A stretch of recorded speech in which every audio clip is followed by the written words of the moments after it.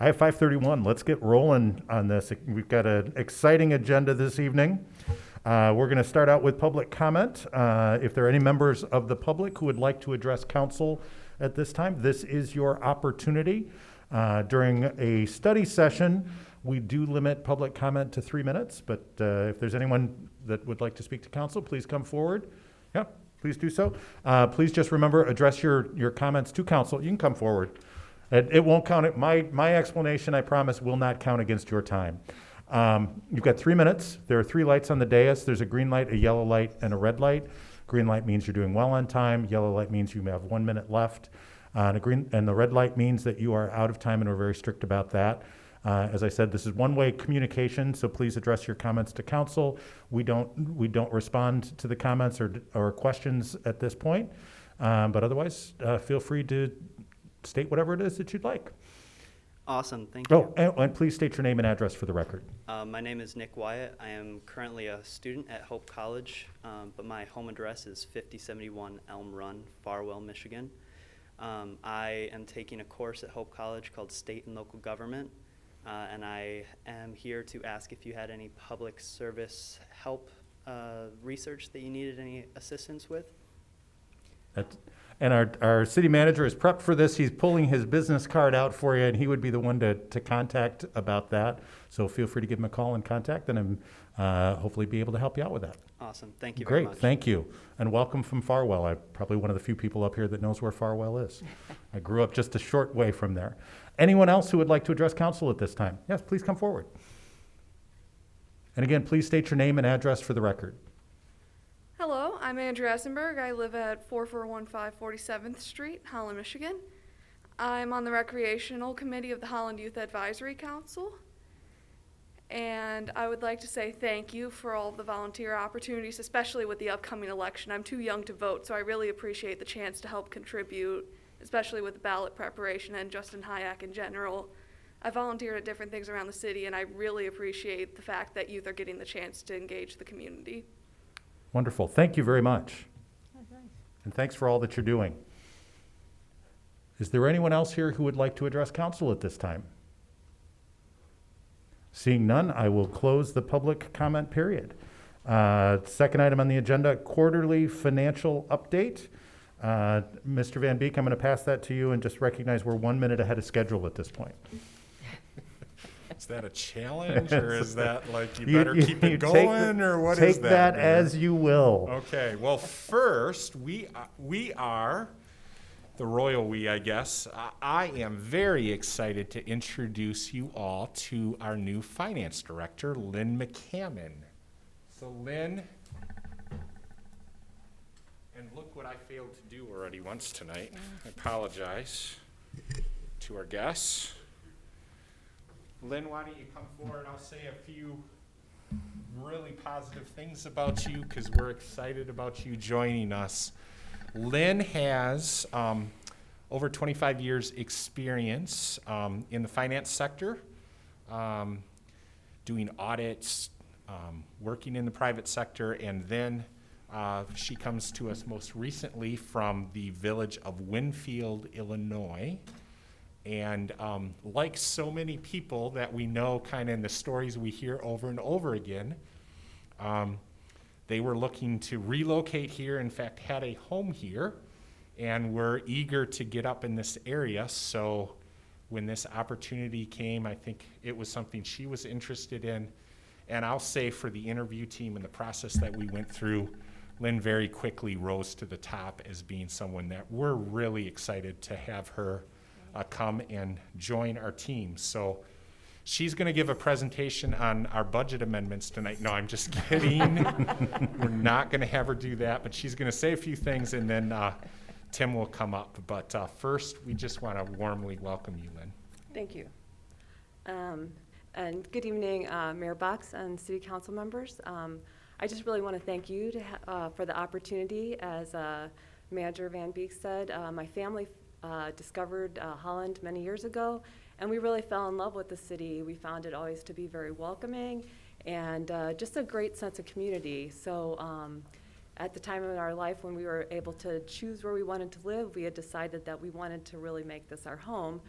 So I was super excited when I saw the opening because I have always enjoyed what I do as a profession, and so I was considering what my options were going to be as I relocated to this area, and I'm super excited to be able to stay in the profession, which I really have come to love, and even more so to serve a city that I've come to enjoy spending time in. So I appreciate the opportunity to also have time to transition with the outgoing finance director, Tim. I'm going to work really hard to absorb all the information I can during these next few months, hopefully, and then continue to serve you in the future with the wonderful people I've already met in the last 2 days at the city. Everybody's been so nice, and I look forward to working with the team. And thank you. Wonderful. Well, and it was a pleasure to meet you yesterday morning as you first came in the door, and I'm glad to see that you're still here after 2 full days. But as fully expected, we've got a great group here, and I'm sure you're gonna fit in well. Welcome. It's good to have you here. Thank you. Yeah. Thanks, Lynn. So with that, Tim is going to come up.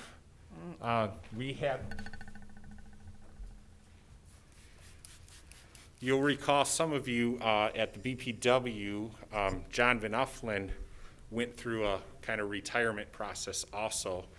And they gave him the title of Director Emeritus, which I really thought was good. So Tim is now our Finance Director Emeritus.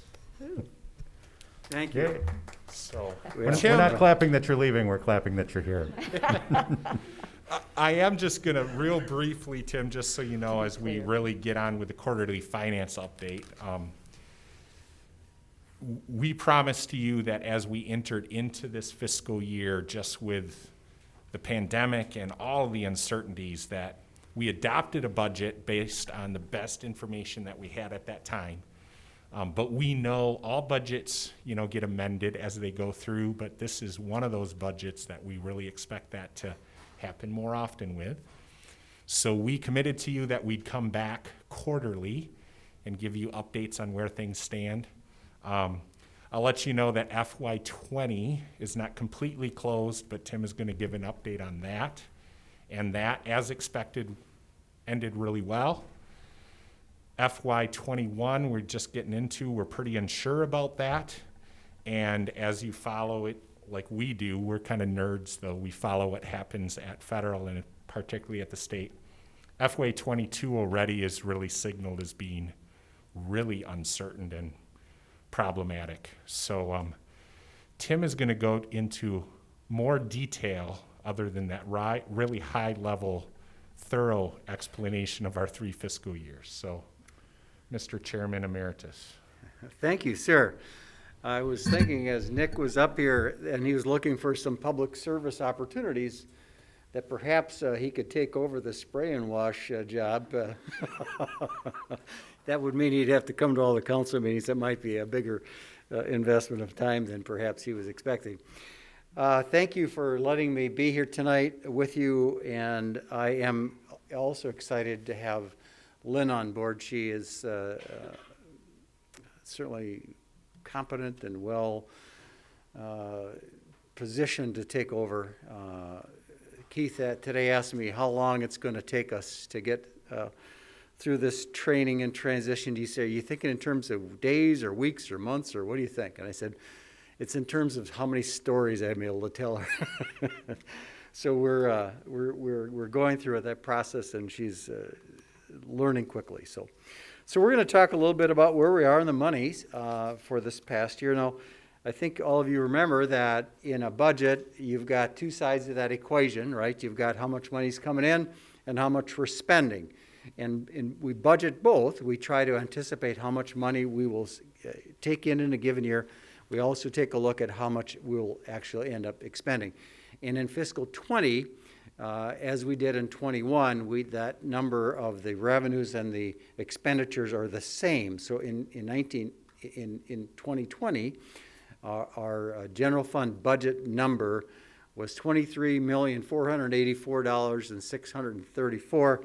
Why we don't round that off, it's not clear to me, but that's just the way it ended up this year. So we actually ended up on the expenditure side based on what had been approved in the budget per the amended budget as of the end of June, we ended up expending out $23,624,326, pretty close to what that original number was. But on the revenue side, you'll see at $24,350,347.46, we had more money coming in than what we thought we would, at least when we put our budget together. So that leaves us with a surplus of about $782,000. And we think those numbers are pretty darn close to being the last ones you'll see. So that's going to be pretty close to where we expect to end up this fiscal year. So if we were to take a look at the next slide, you're going to see the key variables that I've identified for fiscal 20 would be on the revenue side. The revenue sharing number is about $118,000 less than what we had originally budgeted. That's largely due to two factors. One, the sales tax numbers were lower in those April, May, and June cycle of time. Perhaps March would have been impacted there somewhat as well. And then there's a payment that was actually delayed that we'll receive into fiscal 21 that we're going to identify here in a minute. And then there was an additional funds received for our personal property tax reimbursement of $890,000. We have just had the hardest time trying to budget that number, so there was an additional almost $900,000 that came in from the personal property tax reimbursement, and I don't know how much detail you want to hear about that, other than that is what the state agreed to reimburse us when they removed the personal property tax from our tax rolls. Keep in mind that number was roughly 20% of our tax base. So it comes in a little different form, comes in from a check, and it's surpassing any numbers that we thought would actually happen there. So we've been quite pleased with that.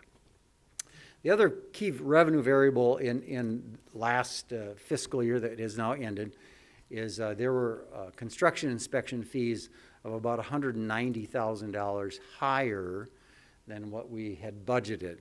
So that number, all of those variables on the revenue side reflect why those revenues are higher than what we had originally budgeted. On the expense side, Council previously approved in those June budget amendments a transfer of the capital improvement fund of about $600,000. And in addition to that, Council approved a transfer of $800,000 for a MERS additional contribution to our pension plan. And there had been $10,000 budgeted. So there's about $1.4 million that Council previously approved. And then as we come and we take a look at that last $782,000 we talked about surplus, that number we have targeted to retain a larger amount in our fund balance. Remember, we discussed what sort of fund balance numbers we should retain. And that number, we believe, to get to that 20% of the fiscal 21 numbers is $249,220. So our intention is to retain that in a fund balance. So that'll increase fund balance. The bond people love that. And then we are per the budget resolution that you previously approved, we, with the city manager's authority, will transfer an additional $479,000 to the capital improvement fund. So the capital improvement fund this year then will have received almost $1 million over what we had budgeted for the year. So that's great news. It allows us to take on some projects that allow us to take and make improvements to the city's assets. That's how we're going to finish up 20. Any questions about fiscal 20? Okay, good. In fiscal 21, here's what we see on the revenue side. We see that revenue sharing numbers per the state's current revenue estimating conference will be about $170,000 under what we have budgeted, okay? So that's what we think revenue sharing will look at right now. Who knows what the economy does? Who knows how much gas is gonna cost, and that impacts sales tax revenues, and there's all kinds of factors that impact that. Who knows if the bars and the restaurants open up? Who knows if the economy recovers? There's all kinds of factors that impact sales tax revenues, which is the largest chunk of that money. And then secondly, at the end of the year last year, the state agreed to take a portion of the CARES Act funding and replace the statutory portion of revenue sharing and with CARES Act grant funds. So they eliminated the statutory payment, they increased the CARES Act funding, and that amount that we received already is $100,000. Because it's a grant, we have to show that as revenue in the year we received it. So it's technically, for auditing purposes, a fiscal 21 revenue, not a fiscal 20 revenue, even though it was supposed to substitute for a fiscal 2020 revenue. So that's going to be new money coming into fiscal 21. And then finally, we made an application for CARES Act grant funding for public safety costs for the month of April and May. We asked for $1.1 million, which is a big number. We don't know. It's possible we'll get that, but we're pretty sure that the way that they set up the system, there's a pot of, if I recall, it's a roughly $200 million. It's some number like that. And that is allocated among about 620 governmental units. And there's no good way to do a proportional, rational way of guessing what that number is. We asked for 1.1 million. I said we may get half of that. So I put on here about $500,000. But that's going to be new revenue in fiscal 21. So if that really does come to be, we'll see additional monies coming there. On the property tax part, which is the biggest chunk of where our monies come from, we look to see a target. We're right on target with the collection. We had a pretty good collection year in terms of people paying on time. So we really believe that those numbers should be right on target where what we had expected them to be. And then finally, I wanted to talk a little bit about investment earnings. So what's happened in this COVID crisis when the Fed changed their fiscal policy and dropped those interest rates down to near zero, then that has significantly impacted our investment revenues. So currently now, if I had to buy some sort of an investment vehicle, we looked at one the other day that goes out, I think 7 years, expires in 2029 or some crazy year. We looked at a 27 and a 29.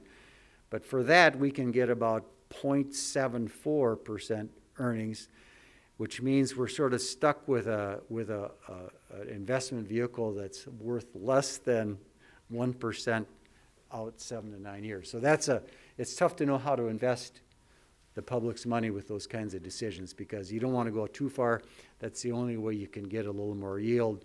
So my personal philosophy tends to say, we're going to stick with our policy that sticks with our shorter term investment cycles rather than extending out there too far.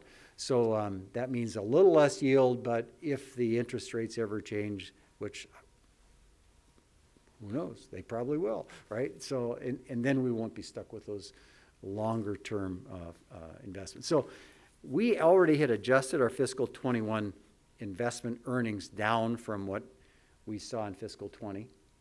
So we've already made some adjustments down. We think that that might be we may not have adjusted it low enough yet. So there may be some losses in revenues there on the investment earnings side. But it's not a significant number compared to $24 million, yet it probably is going to be less than the $168,000 that we had reflected there.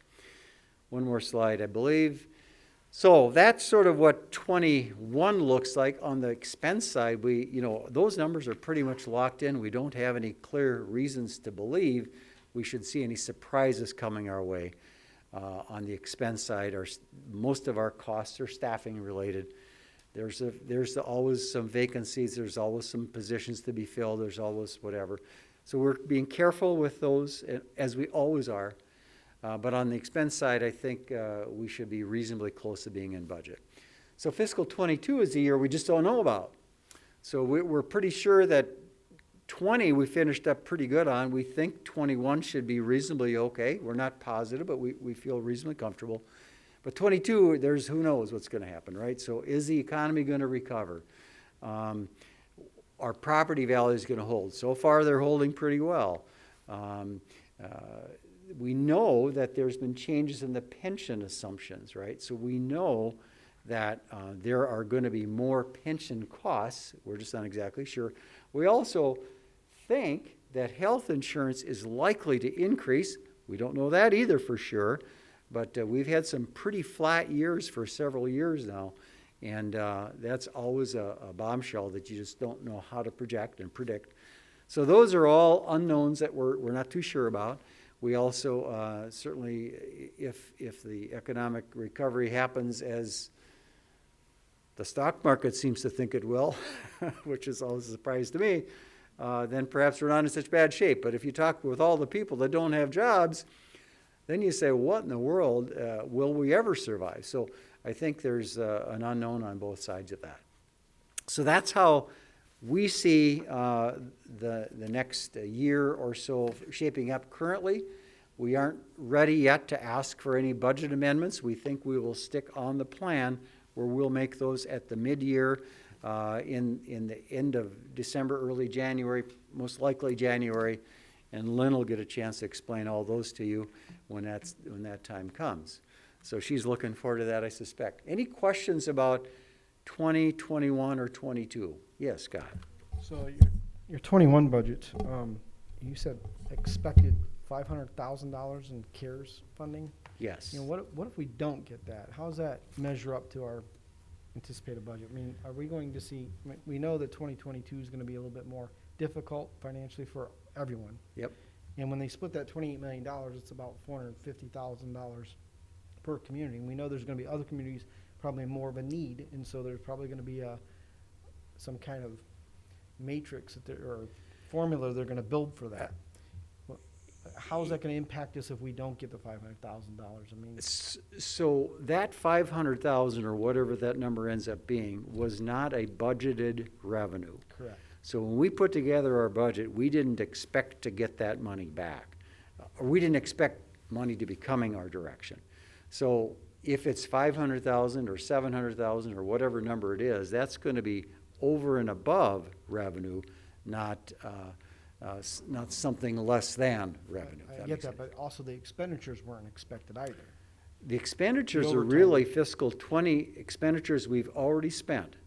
So that's money that we've already talked about in our fiscal 20 activity. Okay. But so this is going to be, it would be new money for us because it'll show up as a grant, even though it was for expenses incurred in 20. It'll be 21 revenue, just like that $100,000 is showing as revenue. That makes sense. Thank you. So I don't know how they'll make that allocation. I know they've been struggling with that just a little bit. Typically, they do that on a per dollar requested per whatever. I don't think they necessarily look at which community has the biggest need, but that's a decision I'm certainly not involved in. Yeah, I just don't want us to go into 21 thinking that we might get an extra $500,000. We start planning for it, and then all of a sudden we're short $500,000. And that Absolutely. really And we, hurts us. we expect to know really soon. We Okay. considered delaying this presentation until we did know that number. Oh, okay. It's supposed to be coming in September, and we are in September. So often that means it's like September 30th at 11:59 p.m., but we'll see. You know, and I think one thing that Tim highlighted too, that for several of you, you remember going through the Great Recession. And one thing that certainly those of us in the profession have learned multiple times over now is that when we have an event like we're going through right now, the impact on government is not immediate. It lags quite a while. The real difficulty, though, is it lags and then it seems to stay with us for a long, long, long time. While our story is better than many across the state, we know that there are, quite frankly, I would say probably at least half of the communities in Michigan, and I'm kind of guessing at that a little bit. I haven't have not recovered back to their property tax base that existed before the recession. So you will continue to hear us be conservative and cautious as we move forward, primarily because of those lists of 22 unknowns and some things that we already knew about that were causing us concern, where we thank you for making that earlier adjustment, for example, earlier putting $800,000 paid ahead on our pension assumptions, because those are going to come, and there are going to be some big adjustments in future years. So I think we're doing the right things. No one's hitting the panic button, and yet we're going to continue to advise you to be cautious. I just have a curiosity, and thank you for this presentation. It makes me feel like I understand the budget. Good. And when you're in your application for the CARES grant, were you required to itemize or delineate what you wanted to use it for?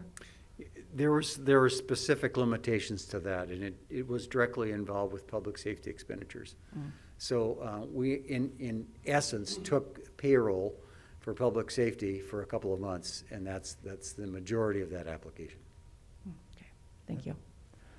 And Keith and/or Tim, the comment that you made about how we lag in terms of the impact on the budget, but then it takes a while to move back. There's a real basic fundamental reason for that I think that we all along here understand, but I'm not sure the audience necessarily understands that why there's that lag, why the reduction can be fairly quick and fairly dramatic immediately, but it takes so long to move back in again. And Tim, I don't know if you can give a quick 30-second or a minute synopsis on why that is for the general public, so that they understand why it may take us a while to be able to recover from something like that. So a large portion of our revenue comes from property taxes. And whenever people own a home and it's worth $100,000 today, and then it's worth $150,000 in so many years, on your tax bill, we can only increase the value of that house, even though it may be now worth $150,000, only the rate of inflation per year. So we have something called the assessed value, which is likely that $150,000 number, and the taxable value, which might be $110,000.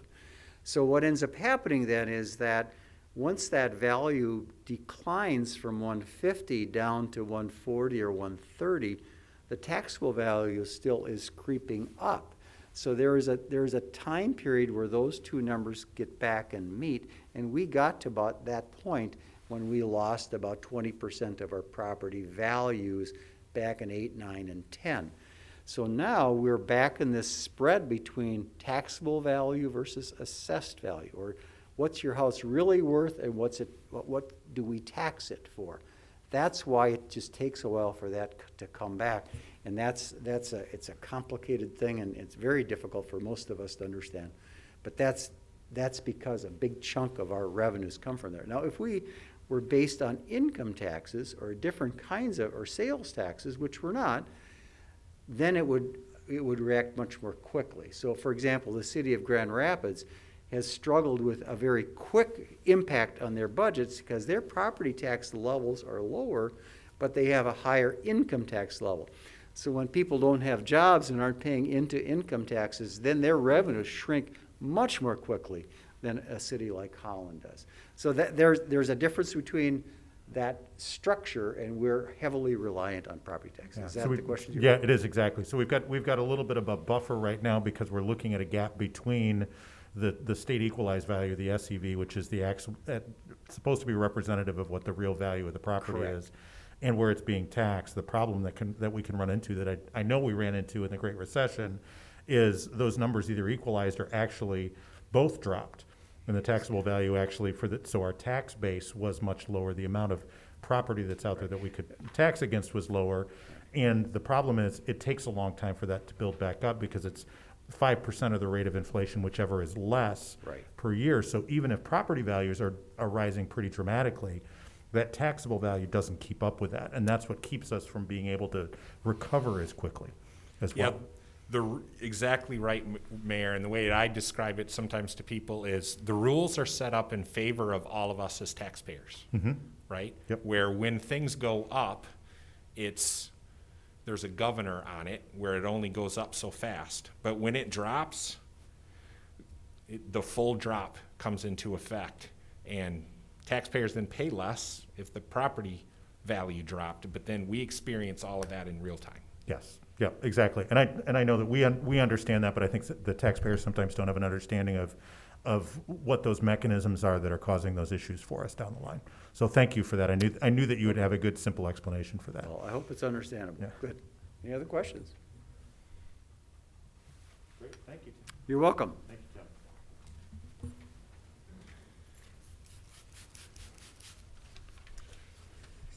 Next item, Unified Development Ordinance, UDO update. And I'm going to pass that along to you, Mr. Van Beek, and I'm sure that you know who you're passing it to then as well. Yeah, so thank you. We're excited to give you this update.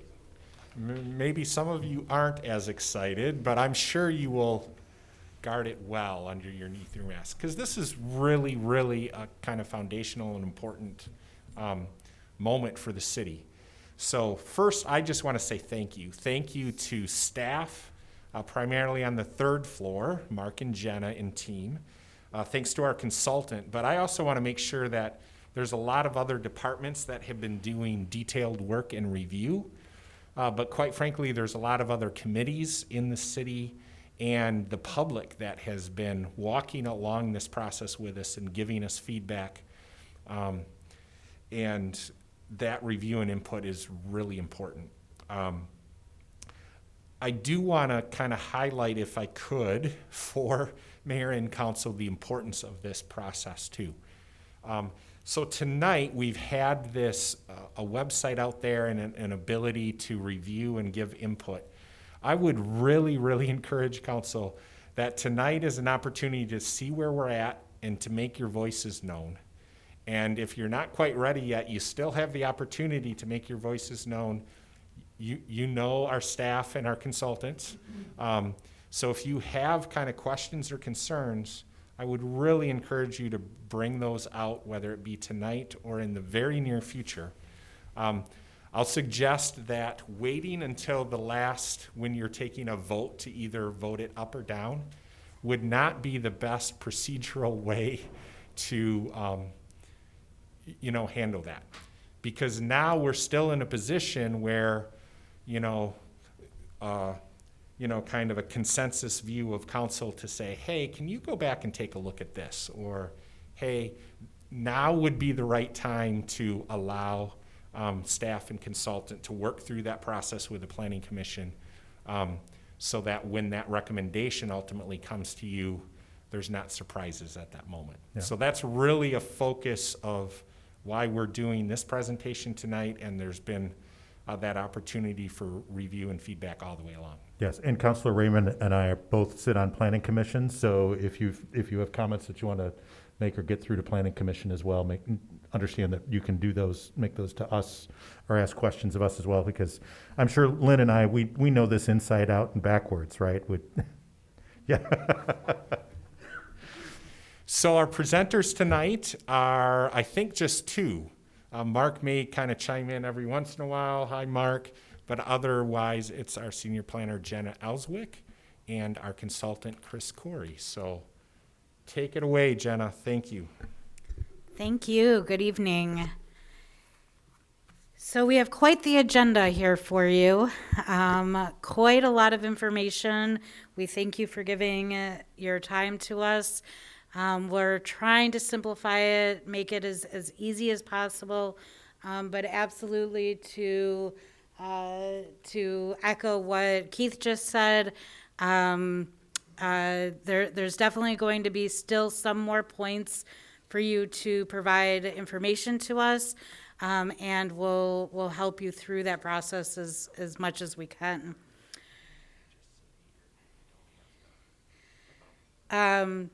So first, I'm going to provide just a short introduction and also a recap as to why Udo is important and also how it relates to our 2017 adopted master plan.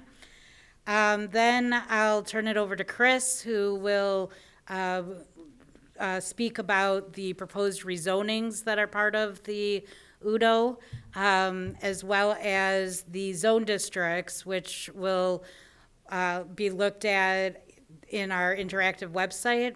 That website will be up indefinitely, so we would also encourage you after this time to go to it and learn more on the detailed portion of that. He'll also walk through the waterfront public access easement requirement on the website, and then turn it back to me to discuss the form-based code subdistricts.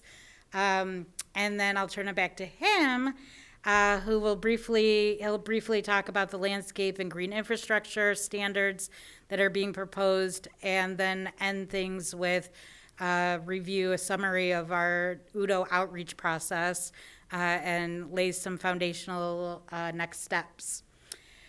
Our intent is that this presentation portion will only be about 45 minutes, and then we'll be able to leave a substantial amount of time at the end for questions and discussion.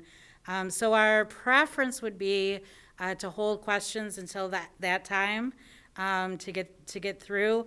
However, if you have a burning question, our request would then be to just wait until the end of a section, so you know, to go that way. Like I said, the website will be up. We also do have some handouts to give you at the end of the presentation, which I'll reference throughout. So first, a brief recap as to why Udo and what its importance is and how it relates to the master plan. So a zoning ordinance is always the implementation vehicle of a master plan. So the city's master plan was adopted in 2017. And so the proposed Udo changes are really all or mostly coming from the action steps and the goals that are in the city's master plan to implement the vision and those goals that were laid out then. Also, the last time that the zoning ordinance was rewritten, or potentially when it was written, was in the 1940s. So although you and councils before you have adopted amendments throughout the years, that was the last time that it was holistically looked at from beginning to end. It has been on our list of things to do, Mark's list of things to do for the last 25 years. So it's certainly, you know, something that is very important to the city and very important to where we're going forward, or where we believe we should be going forward as Planning Commission staff and consultant. So the most substantial of these amendments was done back in the 2000s, in the early 2000s, where the RTRN zone district was introduced, which is the core zone district of residential core in the city. And subsequent ordinance language was also proposed at that time, was also adopted at that time.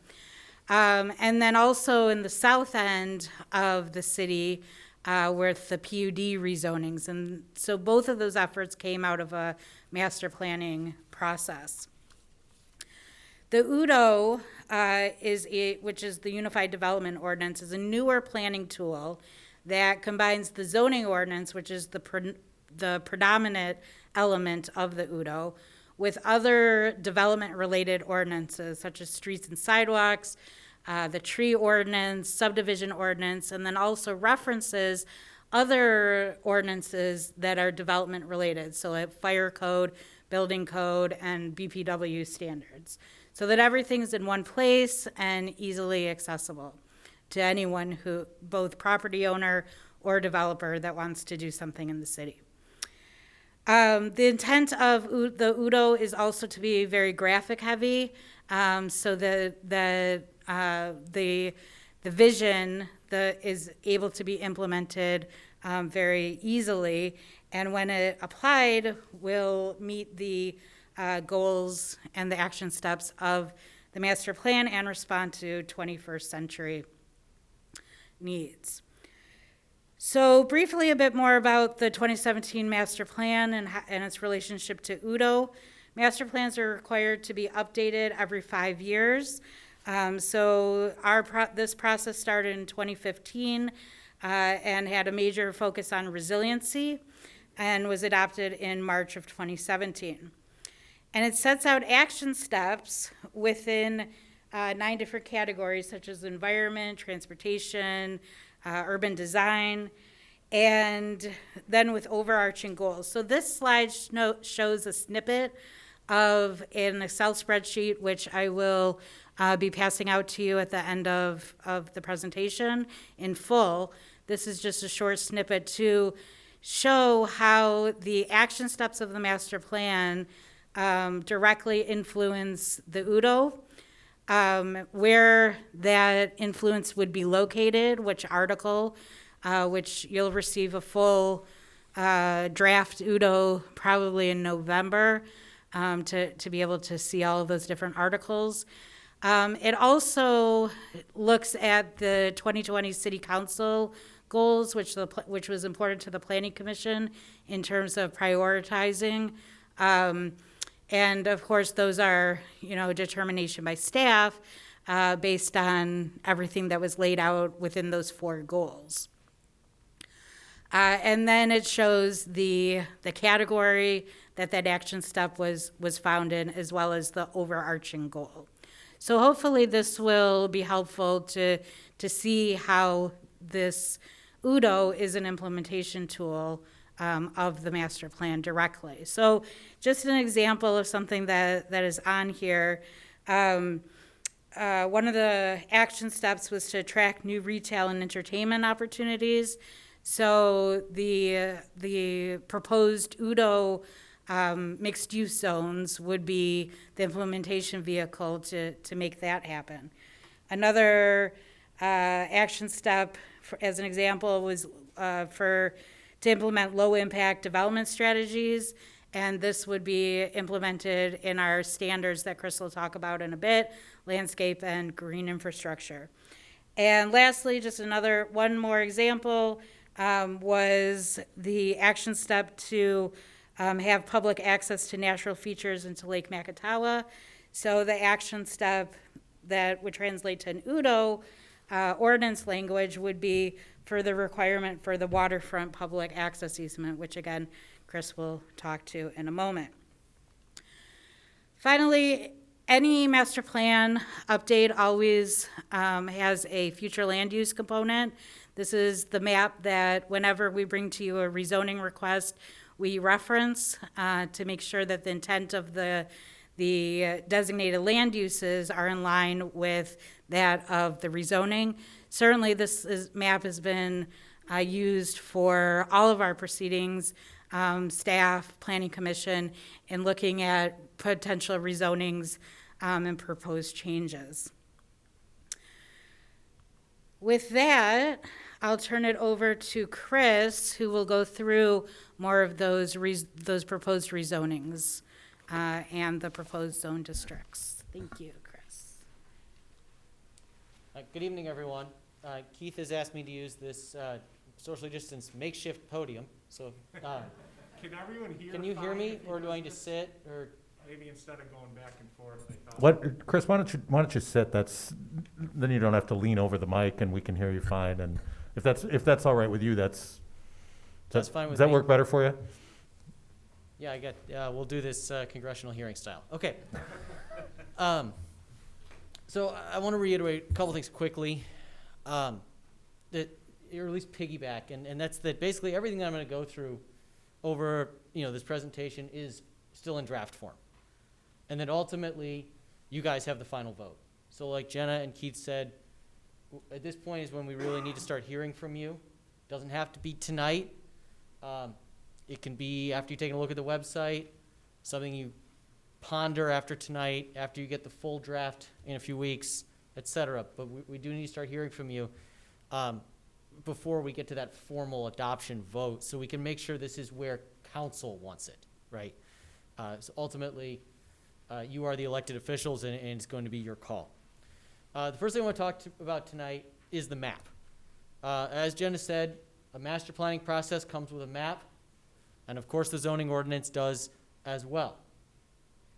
We have a draft zoning map for Udo, but what I want to, and I'm actually going to walk through it zone district by zone district on the website in a few minutes, but what I wanted to show you first is this map, which is properties that would be proposed to be rezoned. Now, the names of the Udo zone districts are different than the ones in the current zoning ordinance, but for some districts, the change is really just a name change. For some properties, they're really just getting a name change. The ones in red on this map are the ones where there is a change to a different zone district. But I want to caution a few things on here. One is that you can break all these parcels down into maybe 5 or 6 big categories. The creation of the form-based code, which we're going to get into in a bit, but is a brand new creation of the Udo. It's not in the previous, the existing zoning ordinance, and it is a zone district unto itself. So everything that's going to be in the form-based code is being rezoned on this map, right? Second is we're creating a couple of new mixed-use zone districts that we'll talk about later. Everything that's going in that has to be in red on this map. Those don't exist right now. There's also some big parcels on there. The airport. The Udo has a zone district just for the airport. The airport doesn't currently have its own zone district, so you can see on the southern part of the map, the airport is colored in. Other things, we're creating an open space OS zone district, largely for the city's bigger parks. So you can see things like Van Raalte Farm on this map. To take that a step further, this is a map of currently zoned R1 or RTRN. Those are our single-family districts, parcels that would be rezoned. As you can see, it's substantially fewer. We know that single-family homeowners, neighborhoods, they're not going to want to change their zoning dramatically. We know that. We understand that. It's all taken into account. So what you're seeing here is just a few minor spots around the city, most notably the Central Park neighborhood, where we're proposing a new zone district, and we'll get to that in a little bit, actually very shortly here. At this point, we're going to switch to the website. I'm going to show you directly what is available online at HollandUDO, hollandudo.com, and has been available to the public for about a month now. Our plan is to keep this available, up and available to the public, potentially through the adoption of Udo. Well, that's not good. It is an interactive website. There is opportunity to provide feedback and comment directly on the website. And so we'd like to keep that out there for the public to continue to provide comment, and we have had comment rolling in over the past few weeks while it's been open. But of course, it's also a resource for council. Even when you get the full draft, it's a 300-page document. If you're looking for something that takes all of that zoning language and turns it into policy nuggets, the website's where you're looking. All right, Jenna. So the way this interactive map on the website works is as you scroll down, the map on the right, which is an aerial photo with the zone district overlaid over the top, will zoom and pan and find the zone district that you're talking about. And then on the left-hand side, you'll see information about that particular zone district. We're going to start with LDR, low-density residential. This district is the equivalent of the R1 district in the current zoning ordinance. It has one, in the draft form, it has one big difference, and that is that this district would allow duplexes on lots over 10,000 square feet. So 10,000 square feet or greater, you could have a duplex. Under that, single family only. But as you can see on the map there, this is a district that more or less encompasses the same geographic area as the R1 district and has pretty similar rules. You can see Holland Heights, you can see the west side, south side, et cetera. Jenna, can we see the chart of dimensional regulations? if you can get it back. There it goes. Everything yellow. So the other thing the website has is it has these charts in it, which, and I'm not going to go line by line through all the setbacks in every district, but where you could see the existing zoning ordinance compared to the proposed UDO, and the changes are bolded. So you could see changes in this particular district from the existing are not substantial, but there are. We did simplify the side lot line and make some adjustments to the lot size and width. The next district, because the map is going to zoom in on the Central Park neighborhood here. There it goes. Is a brand new zone district. Doesn't exist in the current ordinance. We're calling it CNR, Cottage Neighborhood Residential. This is a zone district designed specifically for the Central Park neighborhood. What Central Park neighborhood residents have experienced under the current zoning ordinance is zoning requirements, specifically like setback requirements, that are not possible to meet on their properties. The way the neighborhood was originally built, the setbacks were not as big as the zoning ordinance requires. The parcels are smaller, and it's created a situation where a lot of homeowners who are just trying to improve their property are having to go to the BOA. So what we're trying to do with this zone district is protect the character of that neighborhood by creating a zone district that basically requires construction to reflect what's already there. And so we've done that in terms of we've pulled out some of these, we've made some measuring of existing, and that's how we came up with some of these setback requirements. We're hoping that this will result in fewer trips to the BOA, fewer necessary variances, and the ability to invest, while also protecting what we know is very important character of that neighborhood. I do want to make it clear, this is a single-family zoning district. It does not allow any type of duplex or anything like that. Single-family zoning district. Next district is what we're calling MDR, medium density residential. This is the equivalent, both regulatorily and geographically, of the R2 district in the current ordinance. It allows single-family homes and duplexes, just like the current R2 district. And Jenna can click on that. As you can see, we are not making that many changes to the dimensional standards. And we can move on from there. The next district is the TNR district. This is the equivalent of the current zoning ordinance's RTRN district. It's traditional neighborhood residential. As you can see on the map there, we're looking at the city's central residential neighborhoods, right? The older neighborhoods, the neighborhoods built to be walkable, smaller lots, smaller setbacks, and incorporated within a largely single-family neighborhood, incorporating duplexes, triplexes, quadplexes, which the zoning ordinance allows based on lot size. So bigger lots, you can have a second, third, maybe fourth housing unit. Doesn't allow beyond that. And as you can see, we haven't really made that many changes to the dimensional standards in this district either. Next district, as we get closer to the end of our residential districts here, is high density residential. So you can see how it scales up, right? Low, then the cottage, then medium, traditional, and then high. And this is the equivalent of, actually, it's a consolidation. There are 3 multifamily districts in the current zoning ordinance. R3, R5, and R6, those have all been consolidated into this district, HDR. You can see where it exists, generally outskirts of town, where we know we have apartment complexes and that sort of thing. There is one big regulatory change that we're proposing in this district, and that is the ability to have some limited commercial, up to 25% of a building. So you could have a little store, maybe a little ice cream place or something like that within a multifamily neighborhood. So that it gives an opportunity. The theme you may see throughout the UDO is that we started to get away from the conventional residential, commercial, industrial, and said more, what is an appropriate mix, right? So it's, here, we're primarily talking residential in higher densities and a little bit of commercial to support it. Go ahead. Next district is MHR, that's our manufactured housing community residential. It's the equivalent of the R4 district in the current ordinance. And this one, we're not proposing very many changes at all.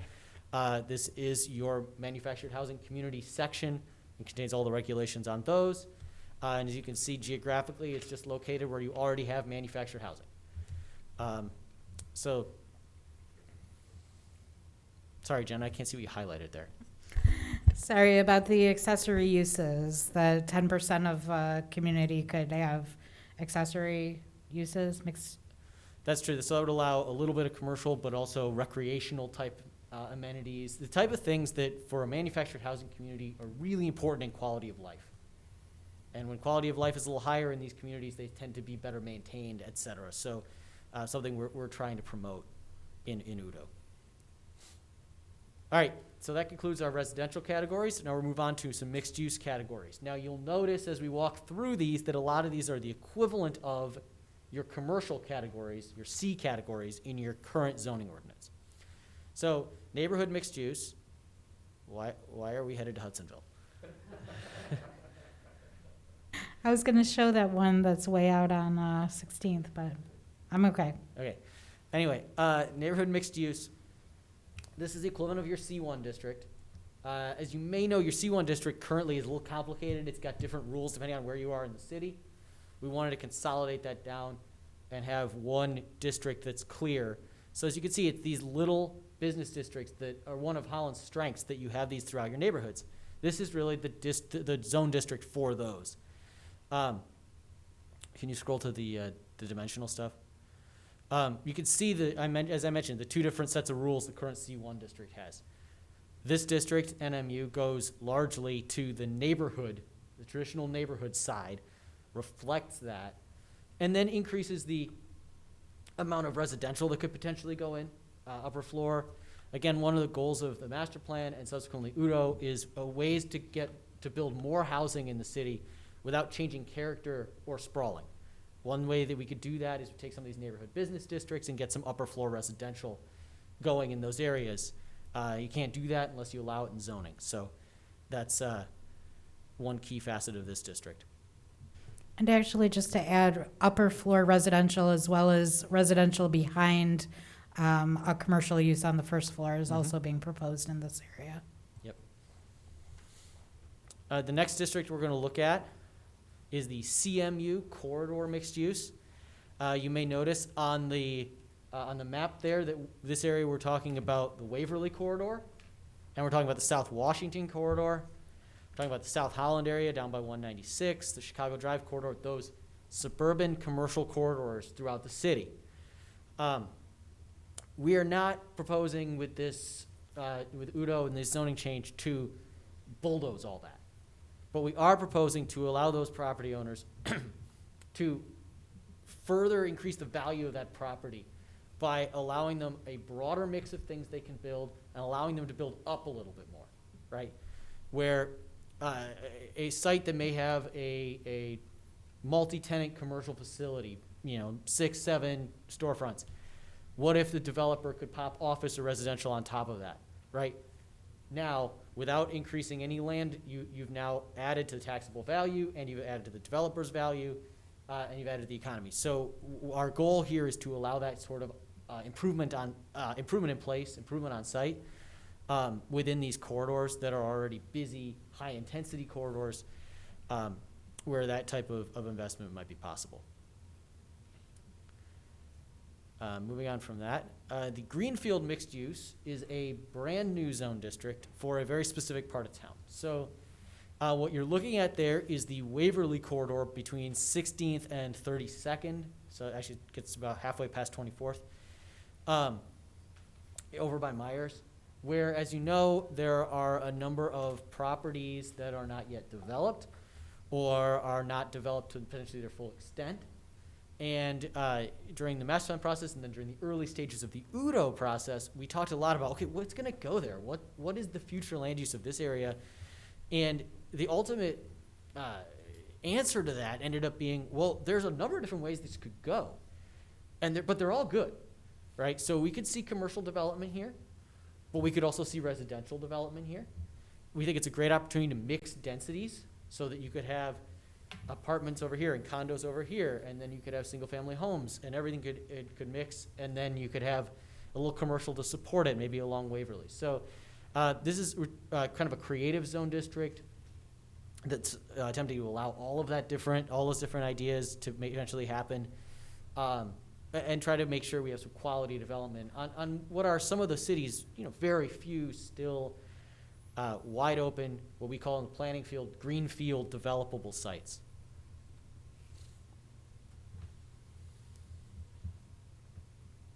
The next one is the last of the 4 mixed-use categories. We're calling this one redevelopment mixed use. And this is a brand new zone district. What this is designed for is some of the older business, almost industrial corridors that the city has. You can see on the map there, really, there's a lot of focus on the Ottawa and Lincoln corridors. And so historically, those were industrial, right? But modern industrial businesses need more space than that. Right, your modern industrial businesses are looking out beyond 31 in the industrial area, on big campuses. And so while we have some valued businesses in this area, you're also seeing these properties turning over into other things. They're being turned into restaurants or event facilities. And this is a zone district that intends to recognize that transition and support it. So there is the ability to have some light industrial, but there's also the ability to have a broad swath of commercial uses and even some residential in certain circumstances. So we're trying to promote the creativity that we're already seeing in these areas by property owners, and really enshrine that in Udo. Next one. Next one is your ED Education District. I don't spend a ton of time on this. This is pulled almost right over from the current zoning ordinance. It's for Hope and Western Seminary, and it really allows them to operate their campuses as they need to. There's a lot of flexibility for those institutions, and that's really what this district is for. Next one is a big district as we zoom way out, and that's industrial. So what we did here is your current zoning ordinance has 2 industrial districts, I-1 and I-2. This is a consolidation of those 2 districts, so that there's always one industrial category. There is something we try to do, be a little creative with this category, and that is if you drive out to that part of town, you may notice that a lot of the industrial facilities have a lot of grass around them, which is fine. It's great. It provides some green space and some and drainage and that sort of thing, but that could also be used productively from an economic sense, right? So what this district intends to do is allow that outer stretch of some of these industrial facilities to potentially be developed as retail or office, or even in some cases residential. If that property owner wanted to split off that land and do something with it. Right now, right, it's kind of land that, well, I can't split it and sell it to another industrial user. It's not enough land. But who would love to go there is a Tim Hortons, because I have hundreds of employees coming out at shift time, and they're going to want coffee, right? So that's the kind of thing that that we want to be able to allow in the industrial district that wasn't allowed before. The next one is OS, open space. I mentioned this earlier. This is really for the city's large parks and areas that aren't developable because they're floodplain, wet, that kind of thing. It's also for cemeteries. It's not really a zone district that we would intend to use on any private property. It's primarily for land that's going to be preserved, and it helps ensure that preservation. Next one is airport. This is a new zone district specifically for the airport. Currently, this airport is zoned agricultural. We are proposing to eliminate the agricultural district. You are a city after all. You're almost built out. You don't need an agricultural district, so we had to figure out what to do with what's in that. The airport's one of those things. So the airport district has been proposed, and this is sort of like the ED district but for the airport. Lots of flexibility for the institution to do what it needs for its purposes on its property, and really avoiding pulling other properties into this zone district. It's just for them. But what goes along with that is what we're calling the airport overlay. Now, this is for the areas outside and around the airport that are impacted by the airport or could potentially impact the airport, right, in terms of how they've developed. The airport overlay is based both geographically and regulatorily on MDOT's safe approach plan for the airport. So it's designed to be consistent with MDOT in that regard. And the hope there is that that'll streamline development actually, because any development that occurs within the airport overlay that might need MDOT approval can be reasonably assured that they're going to get it because they've already met these standards, which are consistent with MDOT. Basically, what the airport overlay does is it inserts over the top of a zone district certain rules and regulations based on where you are in relation to the airport. So you can see it says across the top areas 1 through 6. And if you looked at the map, you could see that area 1 is basically right at the end of the runway where you're going to potentially where you're going to have the most significant impact, and it kind of scales down from there all the way to area 6, which is actually sort of the in-between areas where you don't have flight patterns going over them, but you are still near the airport. Area 6 being the sort of least prescriptive, least restrictive aspect of being next to the airport. So we don't see this as something that will discourage development. It's more likely to do something like, well, you can absolutely build that factory there, but your retention pond, we can't have a retention pond because you're going to attract wildlife. So you have to figure out something else for your stormwater. It's that sort of thing rather than no, you cannot build, if that makes any sense. Next one. These are the existing planned unit developments in the city. The UDO is not proposing to change these. In fact, it can't. The planned unit development agreements are in place for these properties, and they will continue to be enforced for these properties as we go forward. But we wanted to highlight where they are on the map. Just one note to that is that all of the planned residential developments we're seeking to coincide to merge with PUD so that we would just have the PUD zone district. Yeah, so they're very similar right now, and we're basically trying to consolidate that and make that a little bit simpler. All right, so here's the form-based code area, and Jenna's going to walk you through some more details with this, but as I said, this is a zone district. It's a zone district that has special particular rules. They are largely aimed at protecting, preserving, enhancing the character of downtown Holland and its surroundings. As downtown develops and grows, the purpose of the form-based code is to promote quality development that is consistent with what we've gotten in the city for so many years that make Holland so beautiful. But there are also some areas outside the downtown that are included in the form-based code. You can see the Michigan Avenue corridor, the River Avenue corridor, portions of that, the 16th Street Business District right at River, Washington Square, and South Shore Village. So those are areas that they also have unique character to protect, and thus they're included in the form-based code.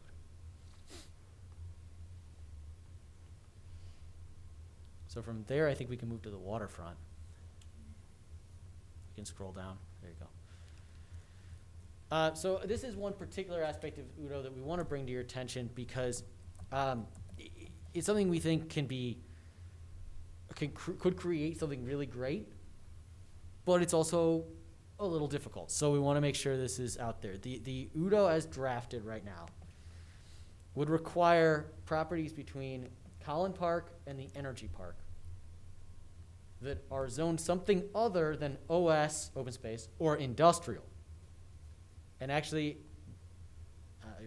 maybe I'm the one with this map in my head. That's actually not very many properties right now, but it could be someday.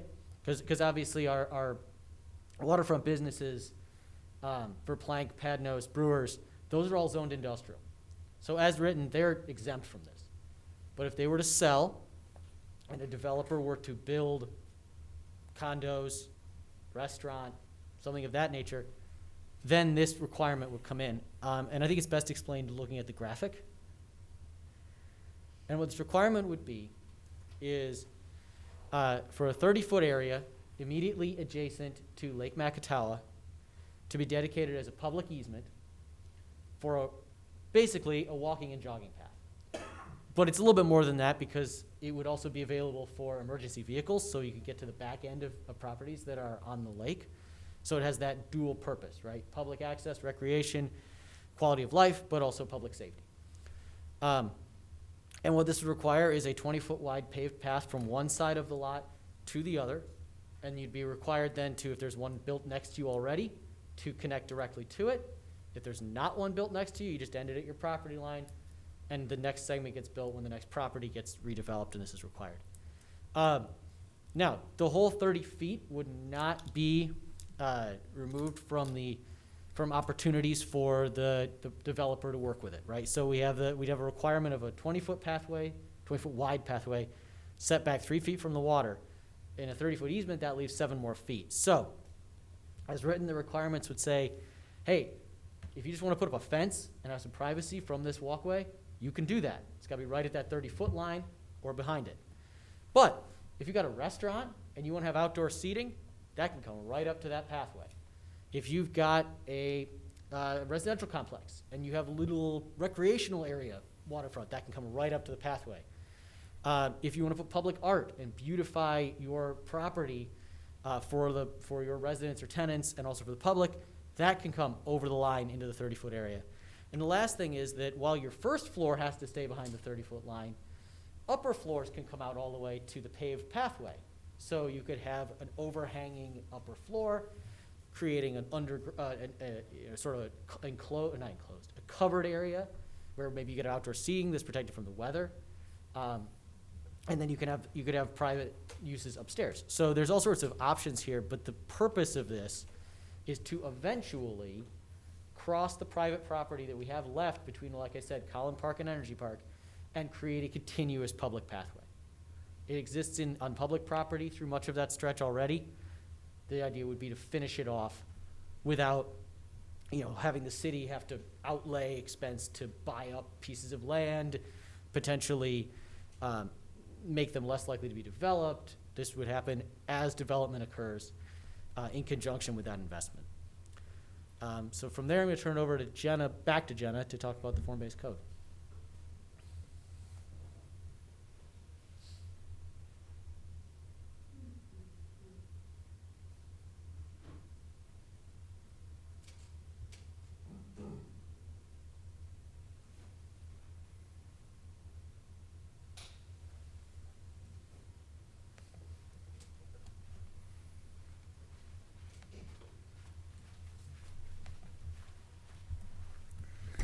Going to come back over here.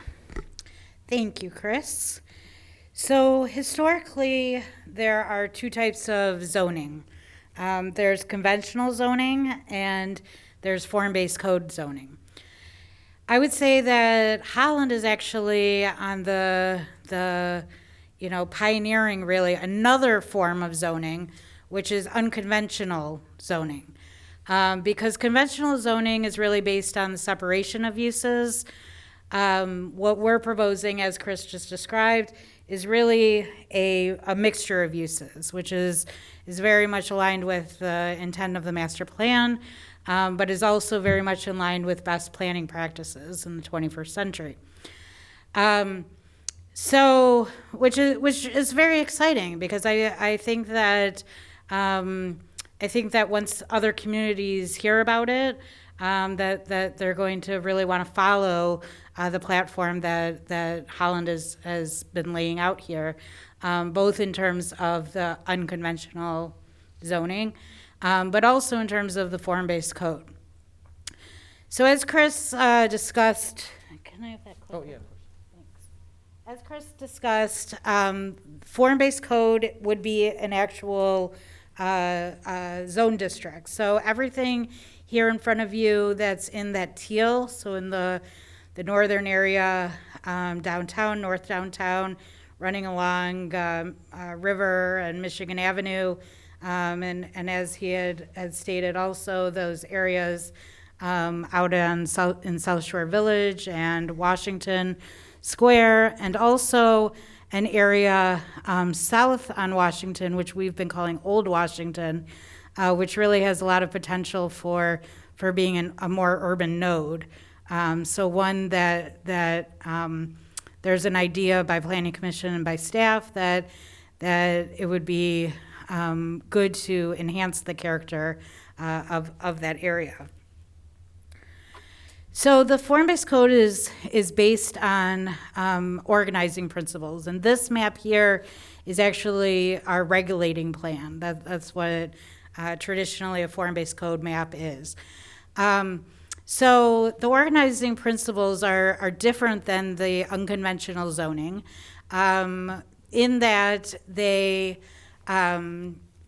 instead of having permitted use tables and charts that show dimensions and things of that sort, this is really something that's very, very graphic heavy, and is organized by these principles. So first you determine where your sub-district is. So again, this map shows you that, my property is in form-based code.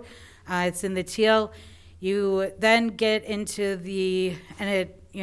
on the website, we'll have an interactive map that you would click, and it would bring you to this map. And so you determine where your property is, and which sub-district it is. And there's 9 different sub-districts. Then you look into the form-based code, and you find that sub-district, and you then learn about that building envelope standards. And that's specifically your setbacks and your height and things of that sort, what you can do within that building footprint. Then you also look and determine which building types are allowable in that zone district, which building frontages are allowable, and then, if applicable, how you may be able to obtain a waiver from Planning Commission from some of those regulations. The purpose of form-based code is to, first of all, mix uses, just like our unconventional zoning, but also to go a step further and to enhance and preserve character in different areas. And that's done really through architectural form, and that's where the building and frontage types come in hand, which I'll get to in a moment. But first, to go through some of the building envelope standards. I'm not going to read all of these to you. You will be provided the PowerPoint, so you'll have that after. We will also provide you a cheat sheet, basically, of all of the proposed changes in all of the zone districts and form-based code, which actually goes into a little bit more detail than this does. Just a highlight, though, of the character, the intended character for each of these areas. So first, central downtown, that's really to preserve what is there, specifically 8th Street. Really an emphasis on mixed use, on commercial storefront frontages at the first level, at the first story, how the pedestrian interacts with the building. And so in doing that, we're proposing to keep the same setbacks that exist now in C3, which is a minimum of 0 feet right up on the sidewalk, to having a 6-foot maximum setback. Also having the height in form-based code would be based on stories rather than feet, but 6 stories is pretty much equivalent to that 75 feet. So that's not much of a change. And then there would be a requirement that after the 4th story, there would be a step back of the building by 15 feet, and that would make it so that there wouldn't ever be like a canyon type feeling in downtown. We wouldn't want, a whole bunch of 6-story buildings without that relief at all. Another item is to not allow for parking garages to be right up on the sidewalk so that the pedestrian isn't looking into a garage and seeing cars. So the proposed standard here is to have what's called liner buildings, which would be some type of a commercial, or it could be, a lobby area for a building so that the parking would be set back.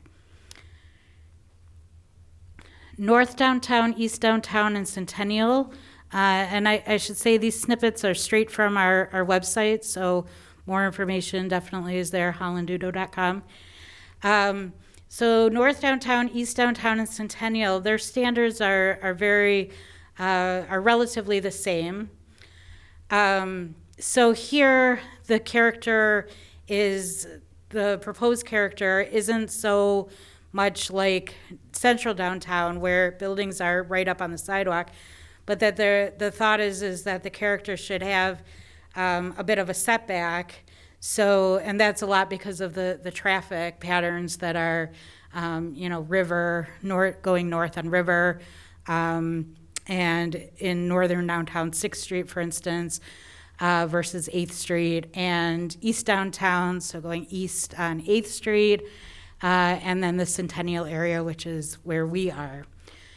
Having said that, the differences are that Centennial is proposing to have the same type of side setback as central downtown.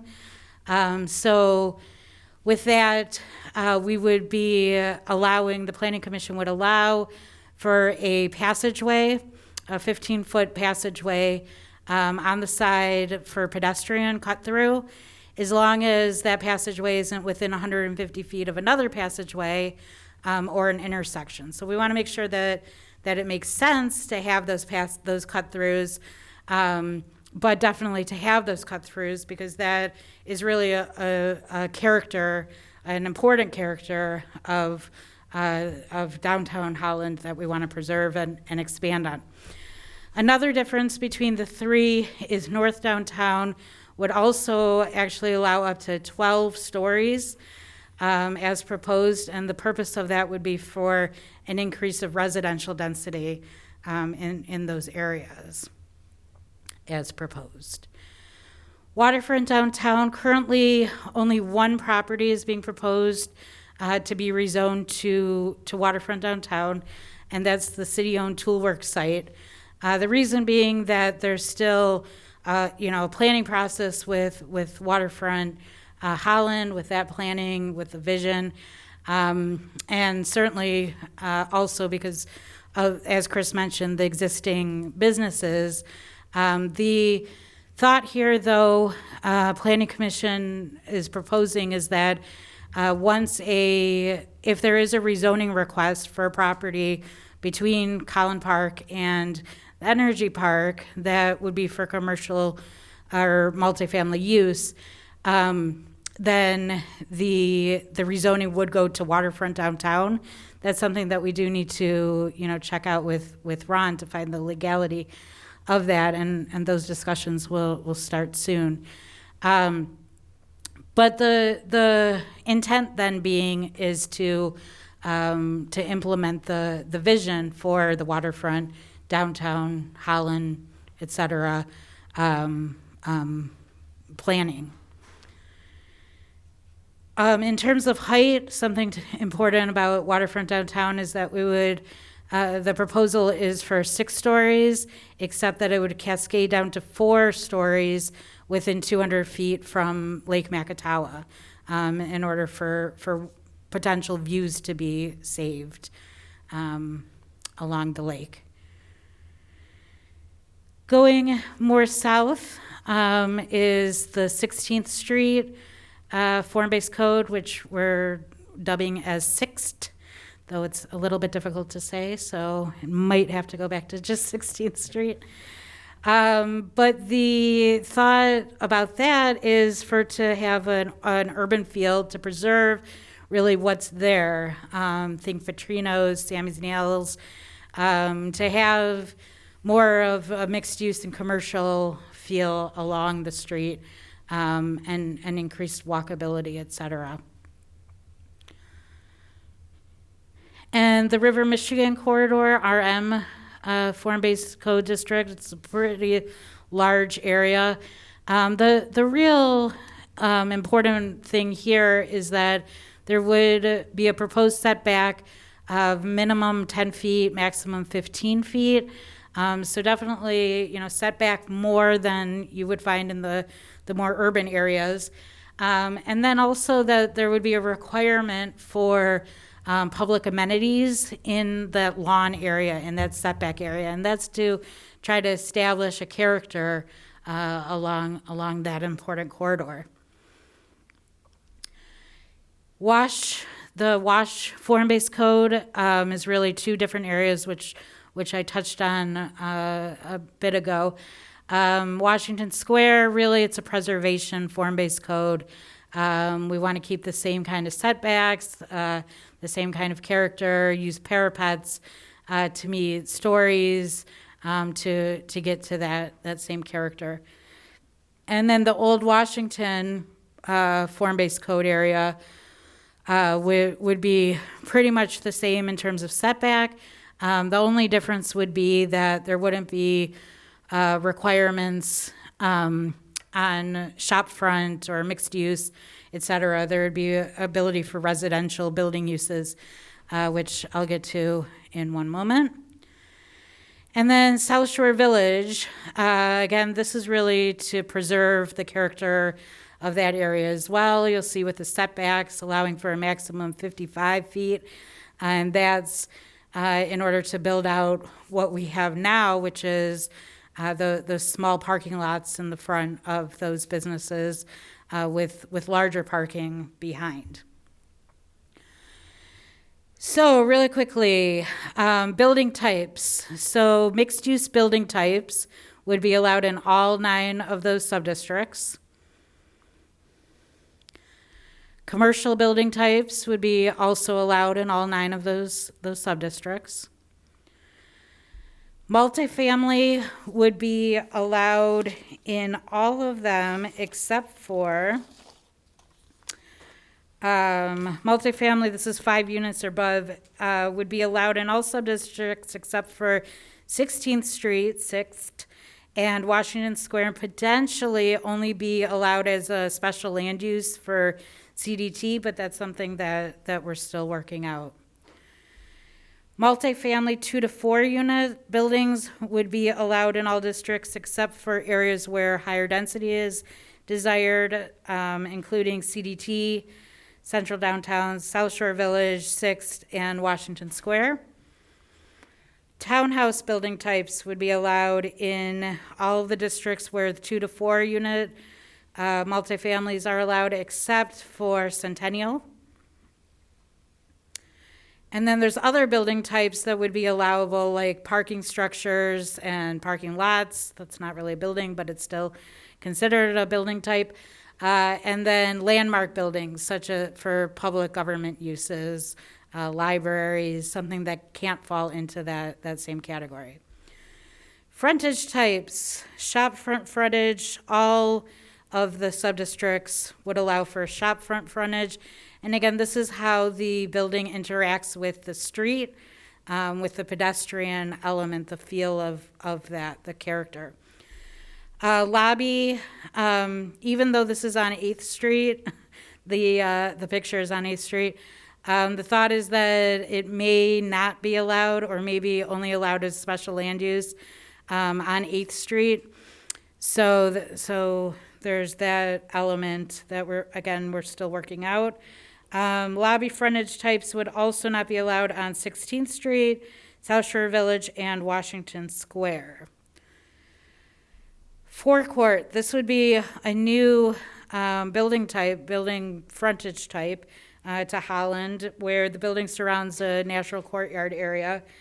And this would be allowed in all of the subdistricts except for 16th Street, South Shore Village, Washington Square, and 8th Street. Arcade also would be new to Holland, and that would be allowed in all of the subdistricts except for Centennial, RM, South Shore Village, Washington Square, and 8th Street in Central Downtown. And common yard, this type is really for the 2 to 4 family or multifamily building types, as well as for townhouses. And so they would be allowed in those areas that allow those building types, like North Downtown, East Downtown, RM, and the Southern Washington area, Old Washington.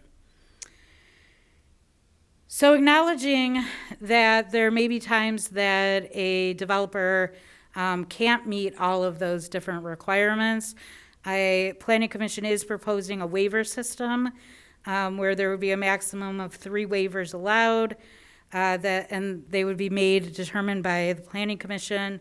It goes further down into details. where 2 could be for setbacks, but 1 would be just for a corner setback in order to enhance character. So I won't go through all of those details. This you can certainly look at on your free time. So we recognize that this is quite a lot of information, and we're still going, so don't get too excited yet. But we are acknowledging that, and that's why we're keeping up our website, both for you and for the public, and providing some additional information. Of course, at any time, if you ever have a question, you can definitely email us or pop up upstairs. So Chris, I will hand it back to you for the last run here. There's only like 3 or 4 slides.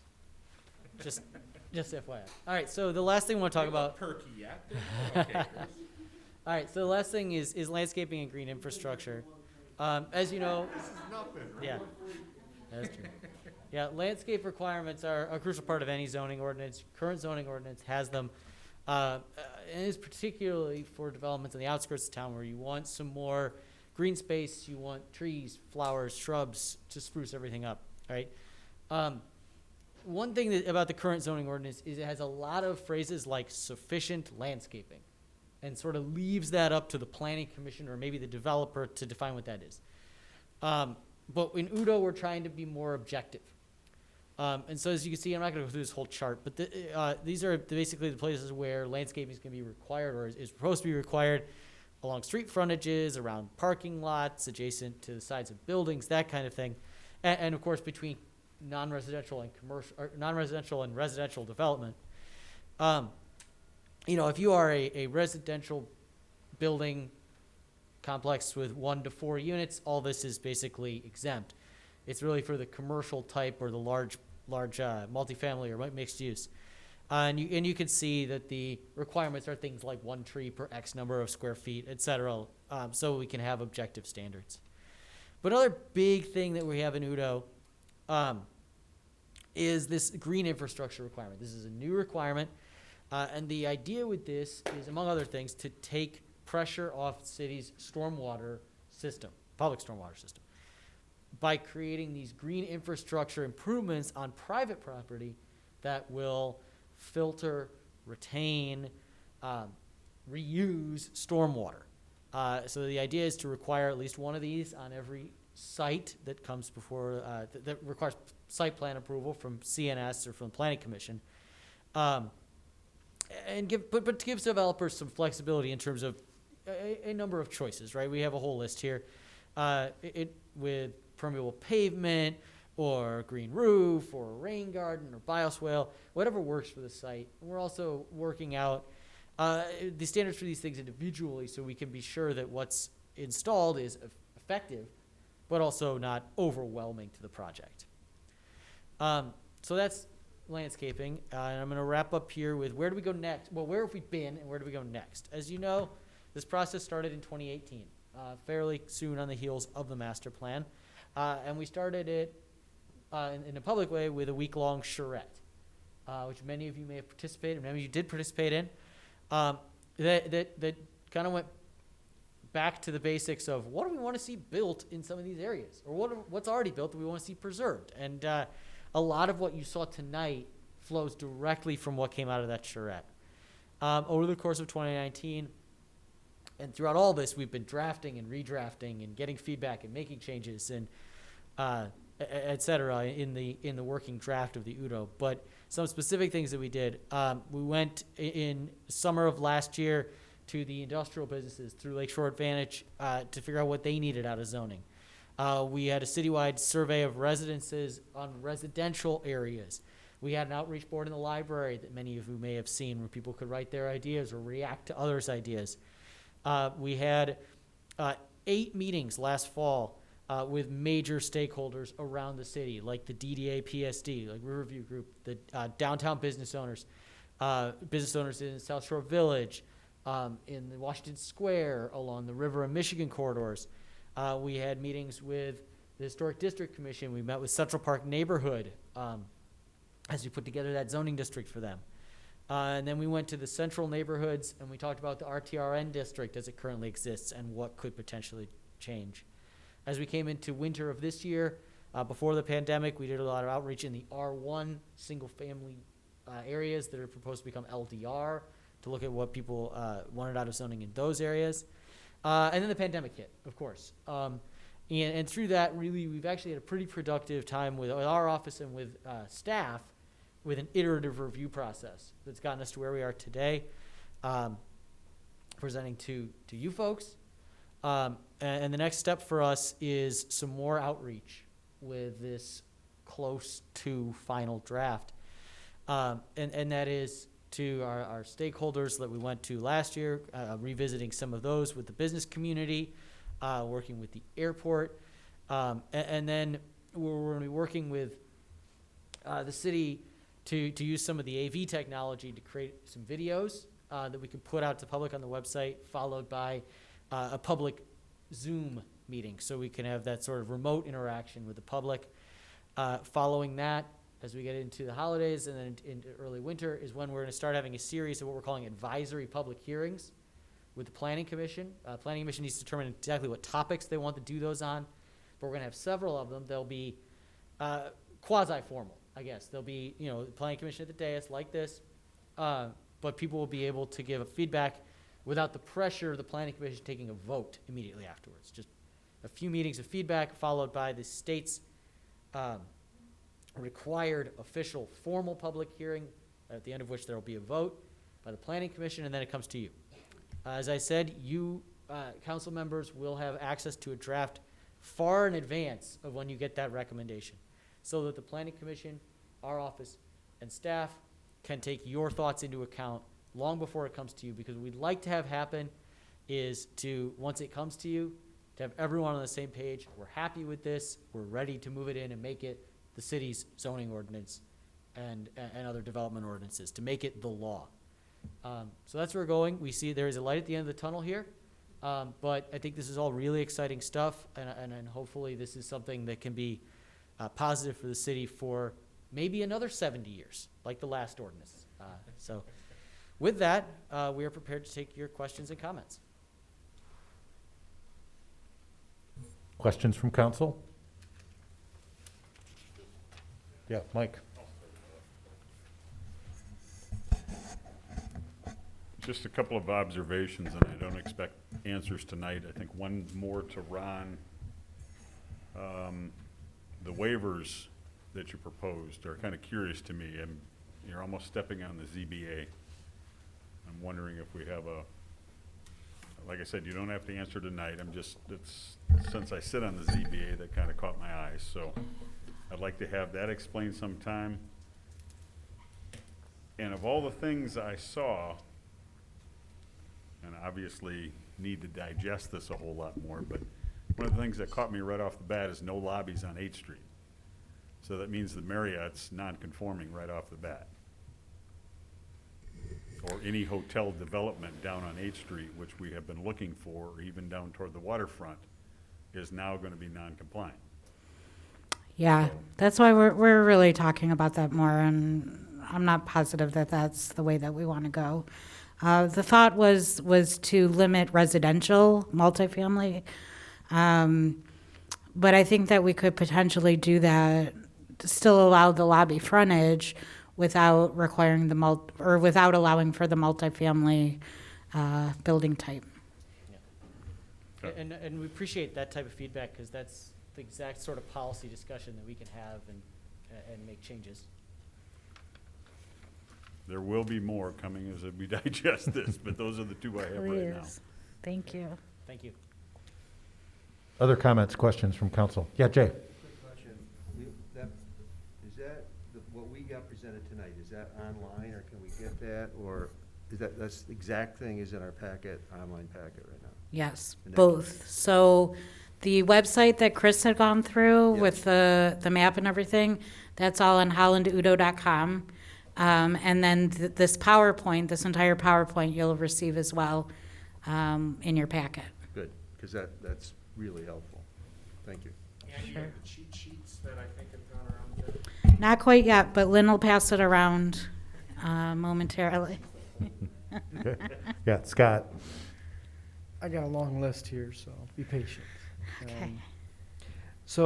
First compliments to the staff and people who worked on this project.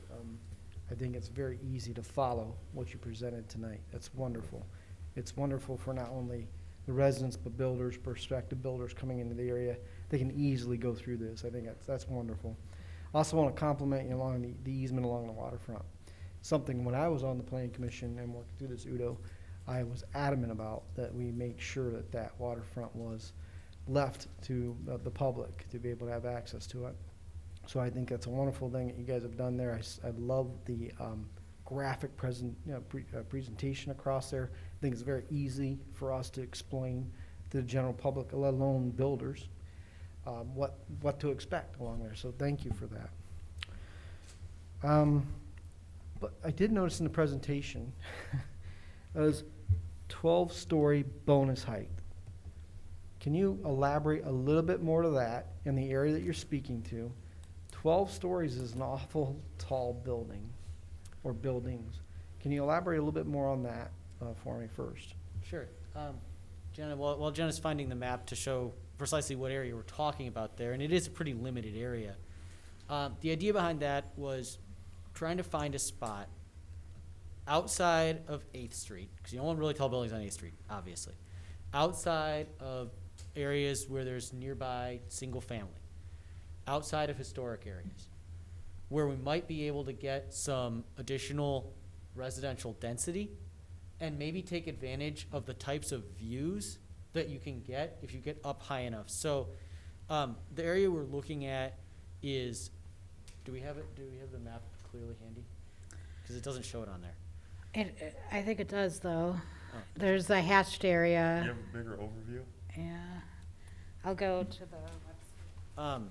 So it's in the north. It's in north downtown sub area of the form-based code, the NDT top left there, and it's basically along River Avenue in the area of 4th, 5th, 6th, where those would exist if they don't, that kind of thing.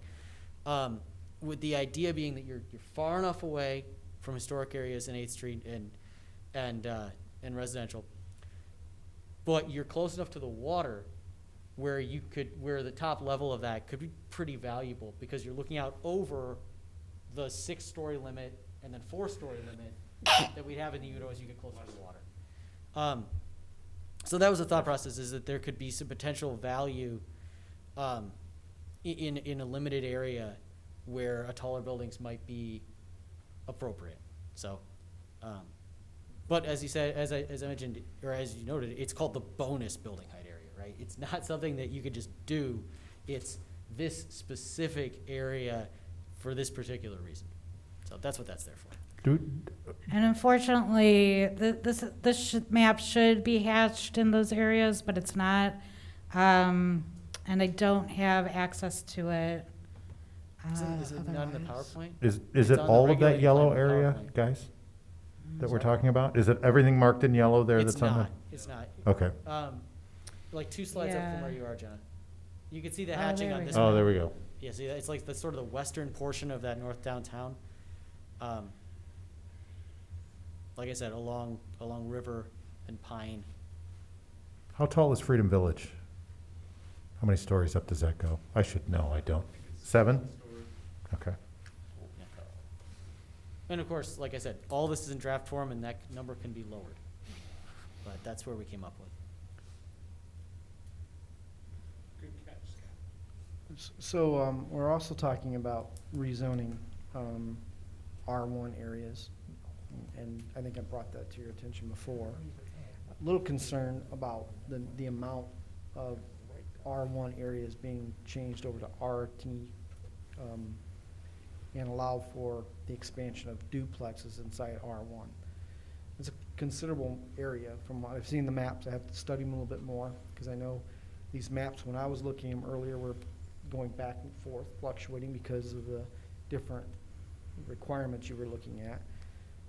But it seems like quite a bit. Can you elaborate, what's the intention? What purpose do we have in doing this what's the overarching goal here in changing that area? That Sure. So the rezoning would just be for the Central Park area. That's the only area that an actual rezoning for R1 low-density residential would be. And that goes back to that beginning map, so just that Central Park area. That's the only area for rezoning of R1. What this is, and I anticipated that question from you, so I provided these maps to be able to have some more detail here.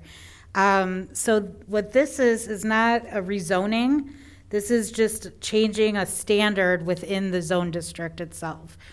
So the name would be changed, which is being proposed to change to be low-density residential from R1. And then the only change to that zone district would be to allow for duplexes or 2 units on properties that are 10,000 square feet or more. And the intent of that is to allow for more housing in all areas within the city. So this is where the Planning Commission landed, which was, again, all properties that are 10,000 square feet or more. Just as a note, the Planning Commission did also look at 2 other options, one being the properties that are along corridors, major corridors, that are also 9,600 square feet or more, as well as properties that are along some of the smaller or the larger corridors. I'm sorry. The first one was all corridors. This one is some of just the larger corridors. But ultimately, the Planning Commission did land on doing it in all of the properties 10,000 square feet or more. Oh, sorry, go ahead. So how many properties did we gain by doing that? According to your map, you're saying the proposal, I mean, how many properties are eligible, I guess, for that translation? Yeah, so it's on right there. there. It's Oh, there you 2,368. go. Okay, thank you. And we acknowledge that's it's a lot. I mean, it's about 70% of the district. So it's something where the Planning Commission's thought was to give that opportunity to property owners with a limitation, right, which is that minimum lot size, which is higher than the minimum lot size for the district, right? So you couldn't have a developer coming in, splitting off a bunch of lots and creating duplexes. But there are a lot of existing lots where it'd be possible, yes. So, to Ron, for a legal aspect of this, if I were living in a home, a residential home, R1, and next door to me, someone wanted to propose it to be a duplex and wanted it to be rezoned, there would be a requirement of a public notice and a public hearing to them property owners adjacent to that property. That's currently what happens, correct? No, this would be by use. Yeah, I haven't currently- seen the ordinance, so I'm not sure exactly the structure, but if a duplex is a permitted use in a If it zone wasn't. district. It wasn't. I'm saying 2 residential homes next to each other, R1, and they well- wanted to rezone so that they could build or remodel a home into a duplex. That would require public notice, wouldn't it, if we rezoned that property? So this isn't to rezone anything, but yes, if currently, yes, you're right. Currently today, if someone wanted to rezone a property, it would be noticed. That's correct. And it would be here spot we're taking zoning. 2,368 properties, and that's kind of what we're doing. We're asking for someone who lives next door to another home to accept the fact that we are setting different standards so someone can build a duplex right next door. That's what we're doing in essence right here. But do we plan on, or will we make public notice to each of those property owners when we do this? Before we do this? For a large-scale rezoning like this, you wouldn't give notice to individual property owners. It would be a general notice to the city. At a And public that's- hearing? And that's the purpose for the public hearings. In fact, actually, the staff is planning to go beyond the required public hearing and have multiple public hearings, is what I've heard.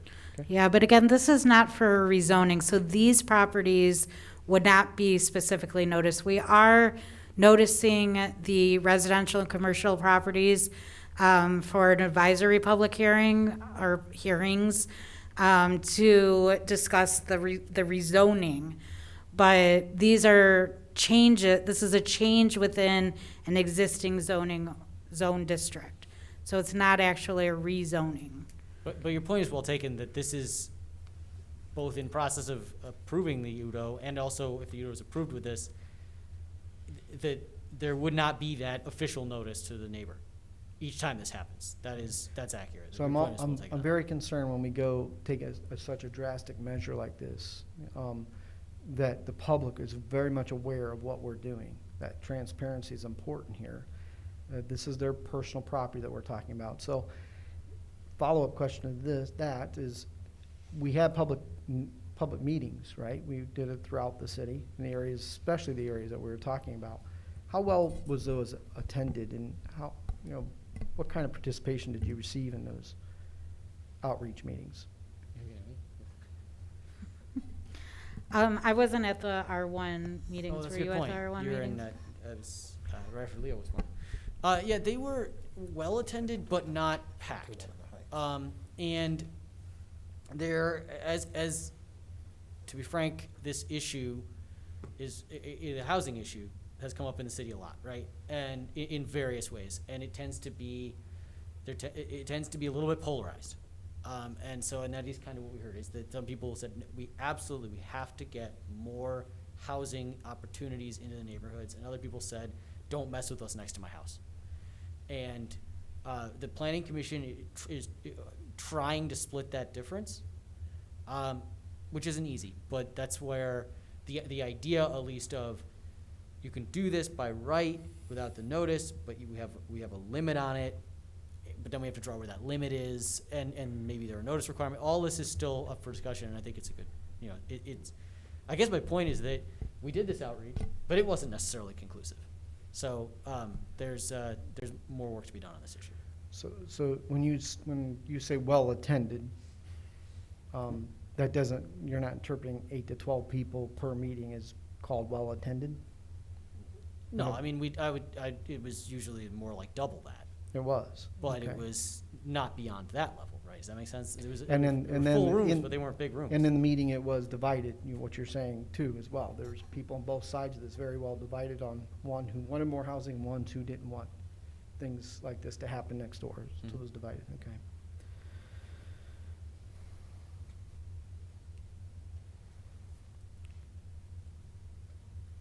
I noticed also in this, we have not provided for any opportunity for additional manufacturing homes. Now, I know we don't receive a big tax base from this, I get it, right? But when we talk about availability of all types of homes, that is one area that's a home. And it's a home to many people in Fifth Ward. A great portion of my constituents live in mobile homes in two very, very large areas you mentioned there. But I don't see anywhere else identified for that purpose. Are we not going to consider other types of housing? So absolutely. I mean, if a manufactured housing community were to come and found a area in the city that would be large enough, they could absolutely come and request a rezoning to the manufactured housing community district. We don't see that, there hasn't been any of that interest, so we haven't seen that. As a note, manufactured housing outside of communities is allowed as a housing type.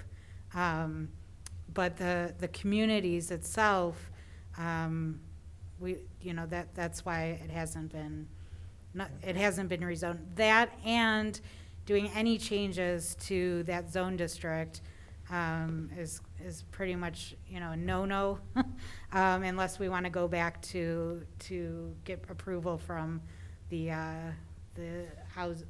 manufactured housing authority. We can add it to the map somewhere else. I don't know exactly what property that would be. I think I agree with Jenna that there would be opportunities for a manufactured housing developer to find a suitable location and get a rezoning, and that rezoning could absolutely be approved. I'm not sure that we see it's a particular site where we would proactively do that. Hmm. Although if you do, I'm very Well, interested there's to hear it, certainly but- to the east in Fillmore Township, we Mhm. provide water to an area that has some beautiful manufactured homes. And they're affordable for people who would like to live near or around the city. I can see where there's opportunity for us to provide all types of homes, but I don't see anybody proposing all types of homes. I see them proposing specific types of areas for people to live in and types for them to live in. And some of these, I think, are gonna be quite expensive once they're built. They're not gonna be cheap, they're not gonna be inexpensive. When you build on top of another building in downtown, it's very attractive and it's gonna be very expensive. It's not gonna be affordable, as some people may think. So I would like to see, that type of housing considered or looked at.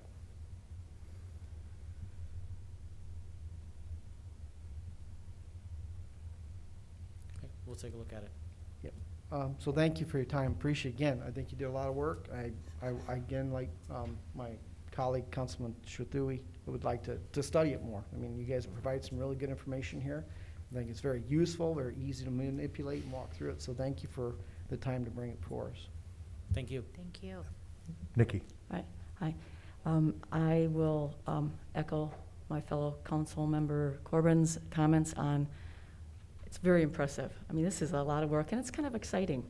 I also feel a little sad at thinking of Little Holland, you know, with the higher densities and the tall buildings, and it's just changed. It's just, I'll get over that. But I hope you have, and I'm sure you have, thought about when you have increased density, and this is inevitable, we need housing, that you have considered the traffic and the congestion that is already here.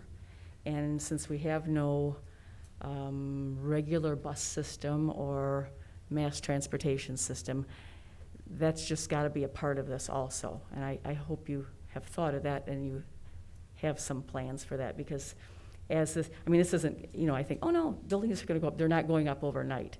And so there's time for that, but that has to be planned. The other thing is, and I agree with you, is noticing people. I'm not so concerned about R1, which is now going to be something different, because that isn't essentially changed, just things in between. But I do think of, in Ward 4, there are a lot of vocal people. And I've already gotten letters about this socialist left-wing plan you've got going here. So I think when there are districts that get changed, I'm kidding, but I mean, I get letters. When you change neighborhoods, not R1s, but like the Central Park neighborhood, and they aren't the ones who have written about this, that it's a cottage thing, and I think that's a good thing, because it is, when the rebuilding comes, they have to go to for variances, that they get noticed. And I popped in, I've had a chance to work with this map. It's very, very cool. I mean, it's very cleverly done and very simply done. And I did mention that I did think, find the money and notice areas that do have major changes, because people appreciate that. And that's one thing, there's a theme in the city. We do things correctly, and there's a plan, and but in doing that, sometimes we forget that the people themselves who are affected are upset. We know they're upset, and they will get over it too. But they need to be felt like they're part of this process. We need to consider them, and it's their home, they love their neighborhoods, and when we just say, well, this isn't our plan, well, you saw our streets, and you saw the way we do planning commission and PUDs, et cetera, that's part of it. That's great, but they need to be brought along, all the way along, and just having a notice and having 12 people show up or 24 people. Somehow, with the social media world, we need to bring people along a little better maybe than we are now. So thank you. This is I love the website, and I hope everybody goes on it. Yeah, thank you for that. Yesterday at our planning commission meeting, we thoroughly discussed noticing, and so we will absolutely be noticing all of these properties with a advisory public hearing date that will specifically talk about either commercial rezonings for the commercial properties or residential rezonings for the residential properties. So we will absolutely Good. be doing that. Thank you. And I think we're gonna work on using technology to allow people to, so it's not a specific time and there is a specific time and place, but we'll record it, put it on the website, we'll allow people to react that way, so that there isn't just like one opportunity. Oh, good. Yeah. Yeah, so the two things, one, the notice will be for the advisory public hearing, but Chris and I will actually be making little movies that we'll upload onto our website as well, that'll be topic specific about all of these different items, rezonings included. Good, thank you. Mike? Yes, I have to make one small correction here, Councilmember Arnshorst, is that you stated that we do not have a public transit system. I have to take slight offense to that, being on the MAX board. Max, yes, I know, along but I with, mean, members that work very hard for our public transit. I knew you would Unfortunately, not working very say well that. right now because of COVID, but yeah, we do have one. Yes, and I'm from Detroit, so we had buses coming at regular times all the time, so, yes, I appreciate that, thank you, Councilman Trethewey. Oh, I have one more, are you done? Yeah. Okay, I have one more question about the, and this is just a thing about the maps. The colors that are, I think are, for me, hard to distinguish, because they're, I mean, I don't know how you get 16 or whatever colors, but red pops out, yellow pops out, but some of the pinks and purplies and I don't know how you, Okay, we Distinguish could definitely them. look at that. yeah, thanks. Other comments, questions? Yeah, Quincy? Yes, I agree with the informing everyone. That's one of the challenges that we have since I've been on council is how to engage and get everyone on board. One of the things as well is we talked about social media, but there's a large group out there that does not dive into that platform as well. So I don't know if you're looking at snail mail, sending things out We are. like that as well. So that may be something good as well. We talked about the school district, and I'm wondering if it is just the university or Hope College that's just involved in that, or is that some of the local schools as well? I did not see that. Chris, do you wanna? Do you wanna go to the website for that, or do you wanna, or we could just look at the zoning map? Yeah. Or that's the future land use map, isn't it? But the blue area, the blue blob on there is pretty accurate to the, well, I get the answer to the question is that is really for Hope. And Western And Seminary. Western Seminary. If you look for the high school, the middle school, or some of the private school, I mean, they are incorporated into other zone districts. And then schools are then permitted in those districts. In addition, public schools are largely exempt from local zoning. So in some, I want to say it doesn't matter what district we put them in, but there's a lot that we put in this that they are just exempt from. So, And this zone district isn't changing. This has been on our books for how many years? Yeah. So we're looking to just keep it as it has been. Okay, I had a question, CDT area, A and B streets, what are A and B streets exactly? Yeah, good question. Thank you. So currently, we have a system where in the C3 zone district, there's A streets, which are River, 8th Street, more of the predominant streets in the downtown area. And then there's B streets, which are 7th Street, 9th Street, Central, et cetera, more of the minor streets, minor, in quotation marks.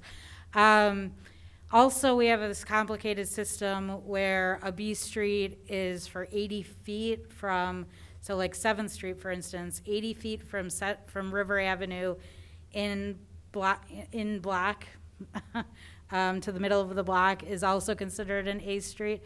So the purpose of that was to have different setbacks in different areas in the downtown. Okay. So we want to simplify things, get rid of that, and instead of allowing for 25-foot maximum setback, which is what was allowed on B streets, or what is currently allowed on B streets, the thought is by Planning Commission, the proposal is to have that character of that area be like how it would be anywhere else. So 0-foot minimum setback and a 6-foot maximum setback.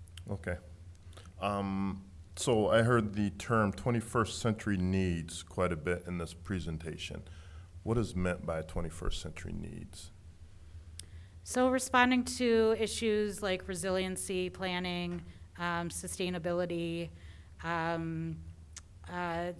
We have some ordinance language in there from the 1950s that's talking about horse and carriage items. No joke. So really updating to the 21st century too. Terminology more than anything. Well, And I mean, ideology standards as well. also, Okay. standards to implement, what's important to society today, in today's day and age versus what was important in the 1940s. All right, cool. Then timing. When do you, I guess, rough timing for this being presented to the Planning Commission and then coming on to council? Great question. So Mark and Chris and I have just kind of sat down and are proposing a strategic schedule to Planning Commission, which they'll see at the end of this month. But without giving any specifics right now, we're looking for a February, sometime in February, early February, hopefully, adoption or a public hearing, the regulatory public hearing for Planning Commission, and then a recommendation of approval to you all, which would then come hopefully in early March for adoption. Great. This has been a long process. I remember when it first came to us and everybody's like, Udo, what is Udo?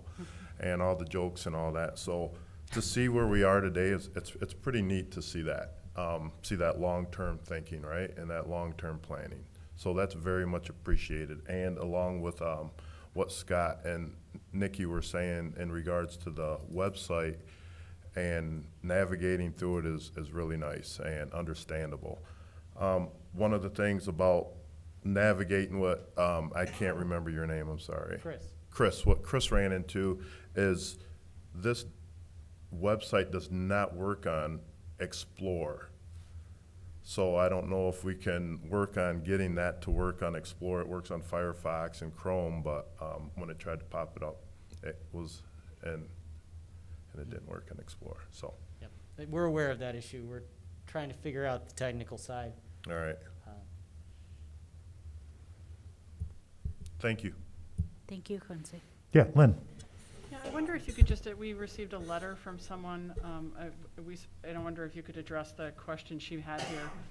We've spent a lot of time talking about sustainability and in particular about landscaping and green infrastructure and things like that. But she's wondering about the actual construction process, and she particularly noted LEED certification, and I don't remember ever having a conversation about this around the table, and just wondered, I don't know much about LEED. It does seem like there's some controversy about whether it's valid or not. So I just wonder if that's something we should consider or talk about at Planning Commission. Yeah, so we're not currently proposing anything regarding LEED. Potentially, she may have seen it from an older, when. Why not? Oh, why not Yeah. have LEED? Yeah. Okay.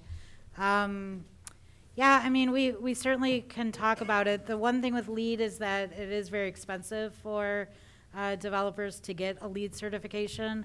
And ultimately, a lot of times developers are still incorporating green infrastructure, green building materials, energy saving lighting, things that a LEED certification is looking for. And so specifically, the thought is that with adding a green infrastructure treatment, at least one, if not many more, that would be an incentive to meet some more of that green construction, and mitigating the impact of stormwater. Do you have something to add? Yeah, to there that? are some communities that have looked at incentivizing LEED construction through zoning, including at least one in Ottawa County. There are some pitfalls to that. One is that it's not really something that you want to say you have to do this, right? Because it increases costs, and it just that's very burdensome. So then you switch to You probably can't. yes, that's like out of bounds, right? So you switch to, well, we'll reward you with bonuses if you do that. Well, usually the bonus a developer wants is more density, and the densities in Udo, we just had a discussion in one facet about density, but we are attempting to carefully craft those, right? So that they are appropriate for the specific parts of the city, right? And like we said, we just had a discussion about that. So it's not necessarily something where we say, well, if you're LEED, you could just do all this density where that's more than we really thought was appropriate in the spot. So that's an issue. The other issue is actually one of like regulatory timing, and that's that a lot of developers are going to come in for zoning approval, and they're not going to know what kind of light bulbs they're going to use yet, right? They're not there yet. So it's hard to, it's almost too early for them to commit to something like that. So those are some pitfalls. Not to rag on LEED construction, which is great, but I've had trouble finding a good way to work that into zoning. Mhm. Then if I could just real quickly too, so requiring LEED also, it would not be legal, so we can't require something above and beyond the state construction code when it comes to construction standards, so, but certainly we could, I mean, if we really felt strongly about it, we could incentivize it, you can always incent, but, Ron, correct me if I'm wrong, I mean, we can't really do anything Yeah. above and beyond the state construction. Mark, we're actually recording, and I don't think anybody at home can hear you. So I hate to, if you don't mind my doing a quick recap, and that is, we don't have the legal authority to be able to require anything that goes beyond state construction standards. We could incentivize LEED, but we can't require LEED. Code, state construction code. And just to real quickly, Yep, come on up. and then just to real quickly add on to that too, so some of the new construction codes really are evolving quite quickly too, so the latest one does have a real energy code component to it, which is really quite robust. And, I mean, it doesn't get at all the LEED things, but it gets at a lot of the LEED things, and it's really pushing energy efficiency, so. Thank you. Other questions or comments from council? Yeah, Raul. Yeah, so a great presentation. It is exciting to be able to see the kind of the culmination of a lot of work over the past couple of years now. And the presentation I think was pretty understandable, ingestible.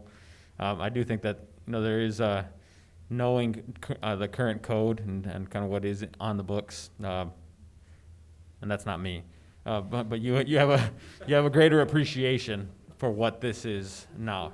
I think for those of us who aren't familiar with that, for those of us who aren't entirely familiar with what's been allowed or not allowed, there's still though I think a significant appreciation, because now it is something that you can understand. I mean, walking through this, it's like, okay, I can see where we're going with this, and I am a fan of doing things different. I'm a fan of change and exploring, what hasn't been done before, and but there are some good questions that I think were asked around the table, especially again from those who have a little bit more familiarity with some of the potential challenges. So we'll dig into this a little bit more, and we have some time to react yet, but it's nice to be able to have something to react to and not just a bunch of ideas. So thank you so much. Thank you. Thank you. Anyone else? I've got just a couple of things. I jumped into this in earnest in January, and sometimes you lose the forest for the trees. I've been spending an awful lot of time staring very closely at trees in this process for the last 8 or 9 months, and it's kind of nice to see the forest, see the big picture view of it, and you guys did a great job with that. The website, from the first time I looked at it when you guys showed it to Planning Commission, I think it's come quite a ways with it, and I think the functionality on that is fantastic. I love the idea I love the fact that there are make a comment buttons all over the place on this thing. So it's not going to be difficult for anybody to express their opinions on what they think with this. Somebody once said, you get what you zone for. I'm not going to mention his name, but I know he knows who he is, and I know he's listening right now, I'm sure. And kind of in response to Quincy, what you were saying is looking at 21st century needs. This is not just a representation of what we have. This is supposed to be a representation of what we would like to see in the community and what the community has asked us for. And so when we're looking at, and Scott, those are a lot of properties that we have said, we're now looking at allowing a property that used to just allow one single family residence to maybe move to an auxiliary housing unit or a duplex that's on it. And Planning Commission agonized over that. I mean, we went back and forth and looked at all of those things, and Nikki did bring in the idea of how does transportation play a role in this? And that's one of the reasons why we looked specifically at what are the major corridors? Where are those areas where there may be more likelihood of good public transportation to be able to add more? And what's the term we use with the density on that? There was a term we used for gentle density. That was the term that we used a lot in those discussions. Is how do we add density, but how do we do it gently? And that's one of the things that we looked at. But I think it's really important for the community to take a look at this and to be able to look at the map and to be able to pull it up and to be able to look at their own property and realize, as I did when I looked at it, that I actually own a parcel in Central Park that's going to be rezoned. And I am going to, if I'm reading the map correctly, I'm immediately going to be a non-conforming use. Because I own a commercial property that's going to be zoned into now what's going to be a residential district.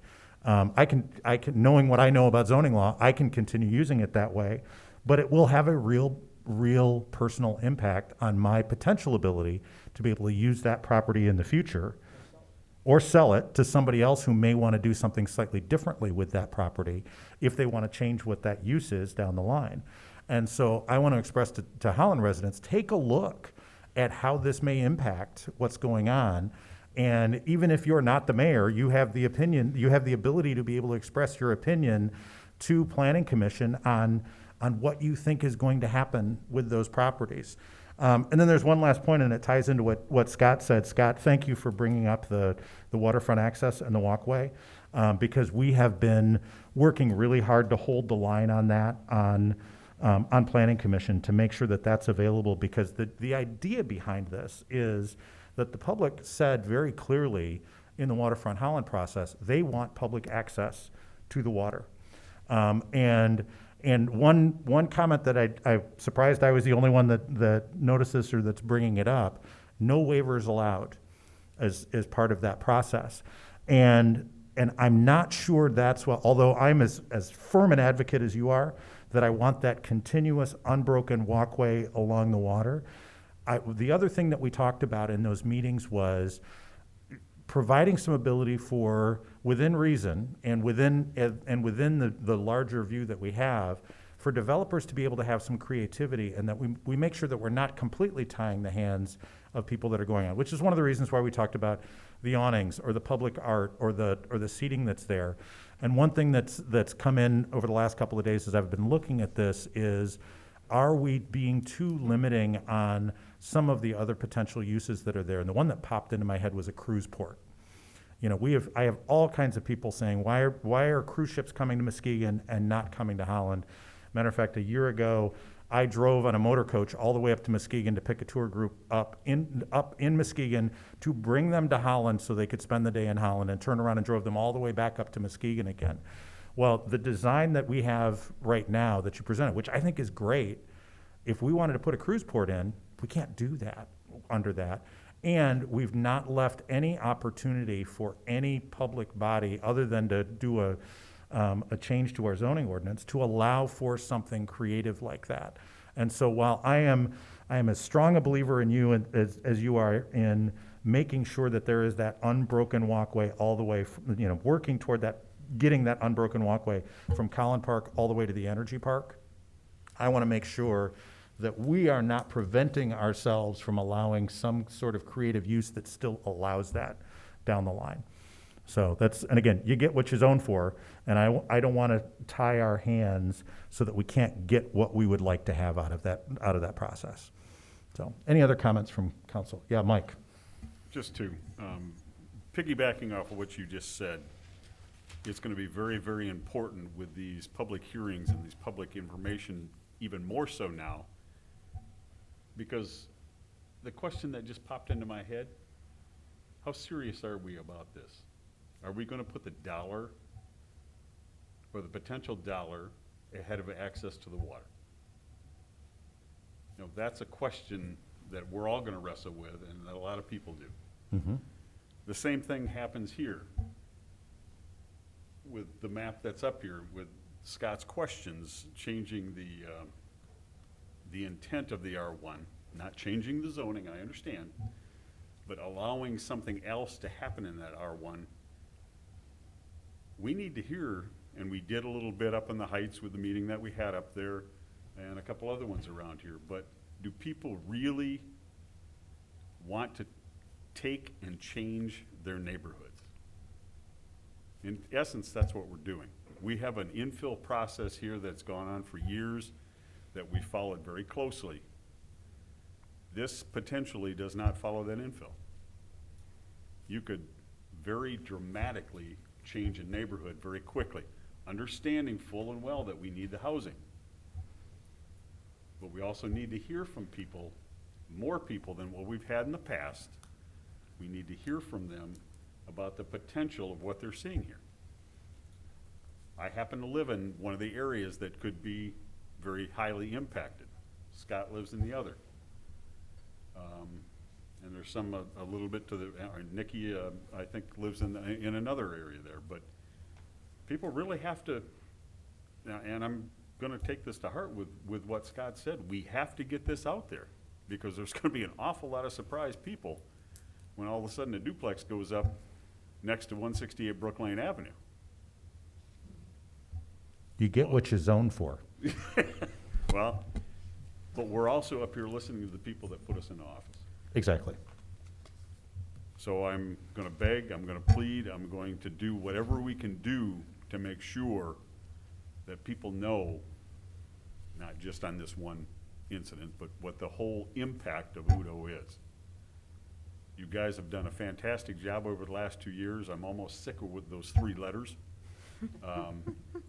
But it is very important because it took so long to get here.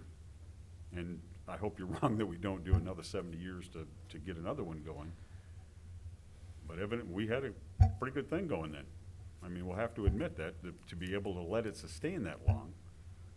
Let's make something that's going to be that good. And if we have to change it, we have to change it. But we had good base back then. Obviously, it's sustained for a long time.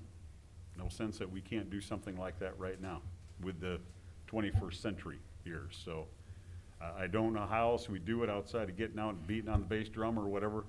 Come to the meetings, look at the website, put your comments on there. We need to hear from you. Great, thank you. Any other questions?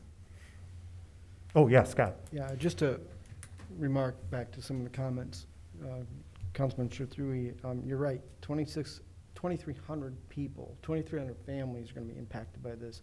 If I was a contractor looking at this in the city, I would see ching ching. I mean, this is an opportunity for me to take a home and make it a duplex. And you can make a lot of money doing that in the city of Holland.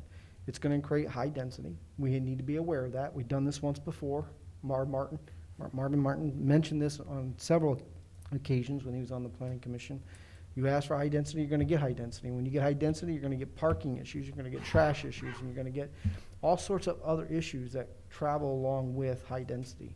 So be careful what you ask for, I agree. So we have to, and I'll tell the public out there, look at this specifically to your area. Drive your neighborhoods. The council people here sitting in this council chambers, you don't get up and down these neighborhoods as much as, if you live in that area. Drive these neighborhoods, look at what we're proposing and what these housing types look like currently and what could potentially go in there. But also then I'll go back to the shore. I understand what you're saying for the traveling public coming in, and that's an economic benefit to us. That's nice, people wanting to share our home. But this is our home. We worked very hard to work and build the shoreline the way it is. We need to have access to it. And they should come first before the visiting public. I get it, trying to figure out a way to accommodate for the visiting public to enjoy our beautiful city. But this is about the residents who live here. And when we start applying waivers, those waivers can go on and on and on to a lot of different things, not just what you're proposing, but a lot of things that we wouldn't find acceptable. And we have an example of that, of a restaurant right on the lake shore, who is supposed to have public access, and we still don't have public access. That's shameful. We can't get to Collin Park all the way down to the plant currently because of a mistake or along the way that we made as a city. So I would hope that my fellow council persons look at that very closely, of how important this waterfront is to us and what we want to do with it. And it's really to make it available to the people who don't have a boat, who want to enjoy the waterfront, who want to take a picture in front of the water during their wedding ceremony, and plans for their wedding pictures, or for high school graduation pictures. This is a beautiful waterfront, and everybody needs to have access to it, not just a few. So that's where I come from when it comes to this UDO. I believe it's a lot of hard work. I think we're going to scrutinize it for a little bit longer. I hope we do, because we want to make it right for everyone. And I appreciate the effort you guys have put forward. Thank you. Thank you, council. Great, thank you, guys. Thank you. Any other business? It is 7:30, so we're right on the mark. I love the only time the mayor tells untruths. We do just have one thing that hopefully you're all getting to know as Lynn passes out your homework, is we have highlights of an article. It has a picture of the mayor there, but it also really has a picture of our video crew. Marianne did a fantastic job of writing an article highlighting our video shots. So we are once again in the MML Review magazine. So that's kind of fun. So I hope you get a chance. I joked with Eric and Kevin where apparently they will give signatures, but it will cost you, I think they said, a Jimmy John sub. So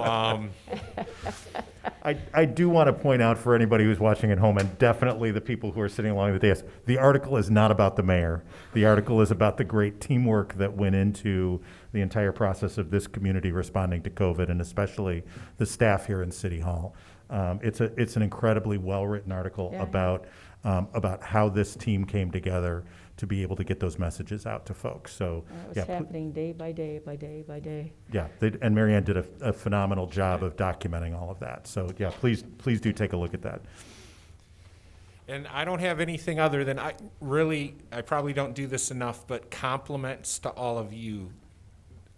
The process that you're going through now and you're entering into more intensely and really having these discussions and giving the feedback is exactly what needs to happen.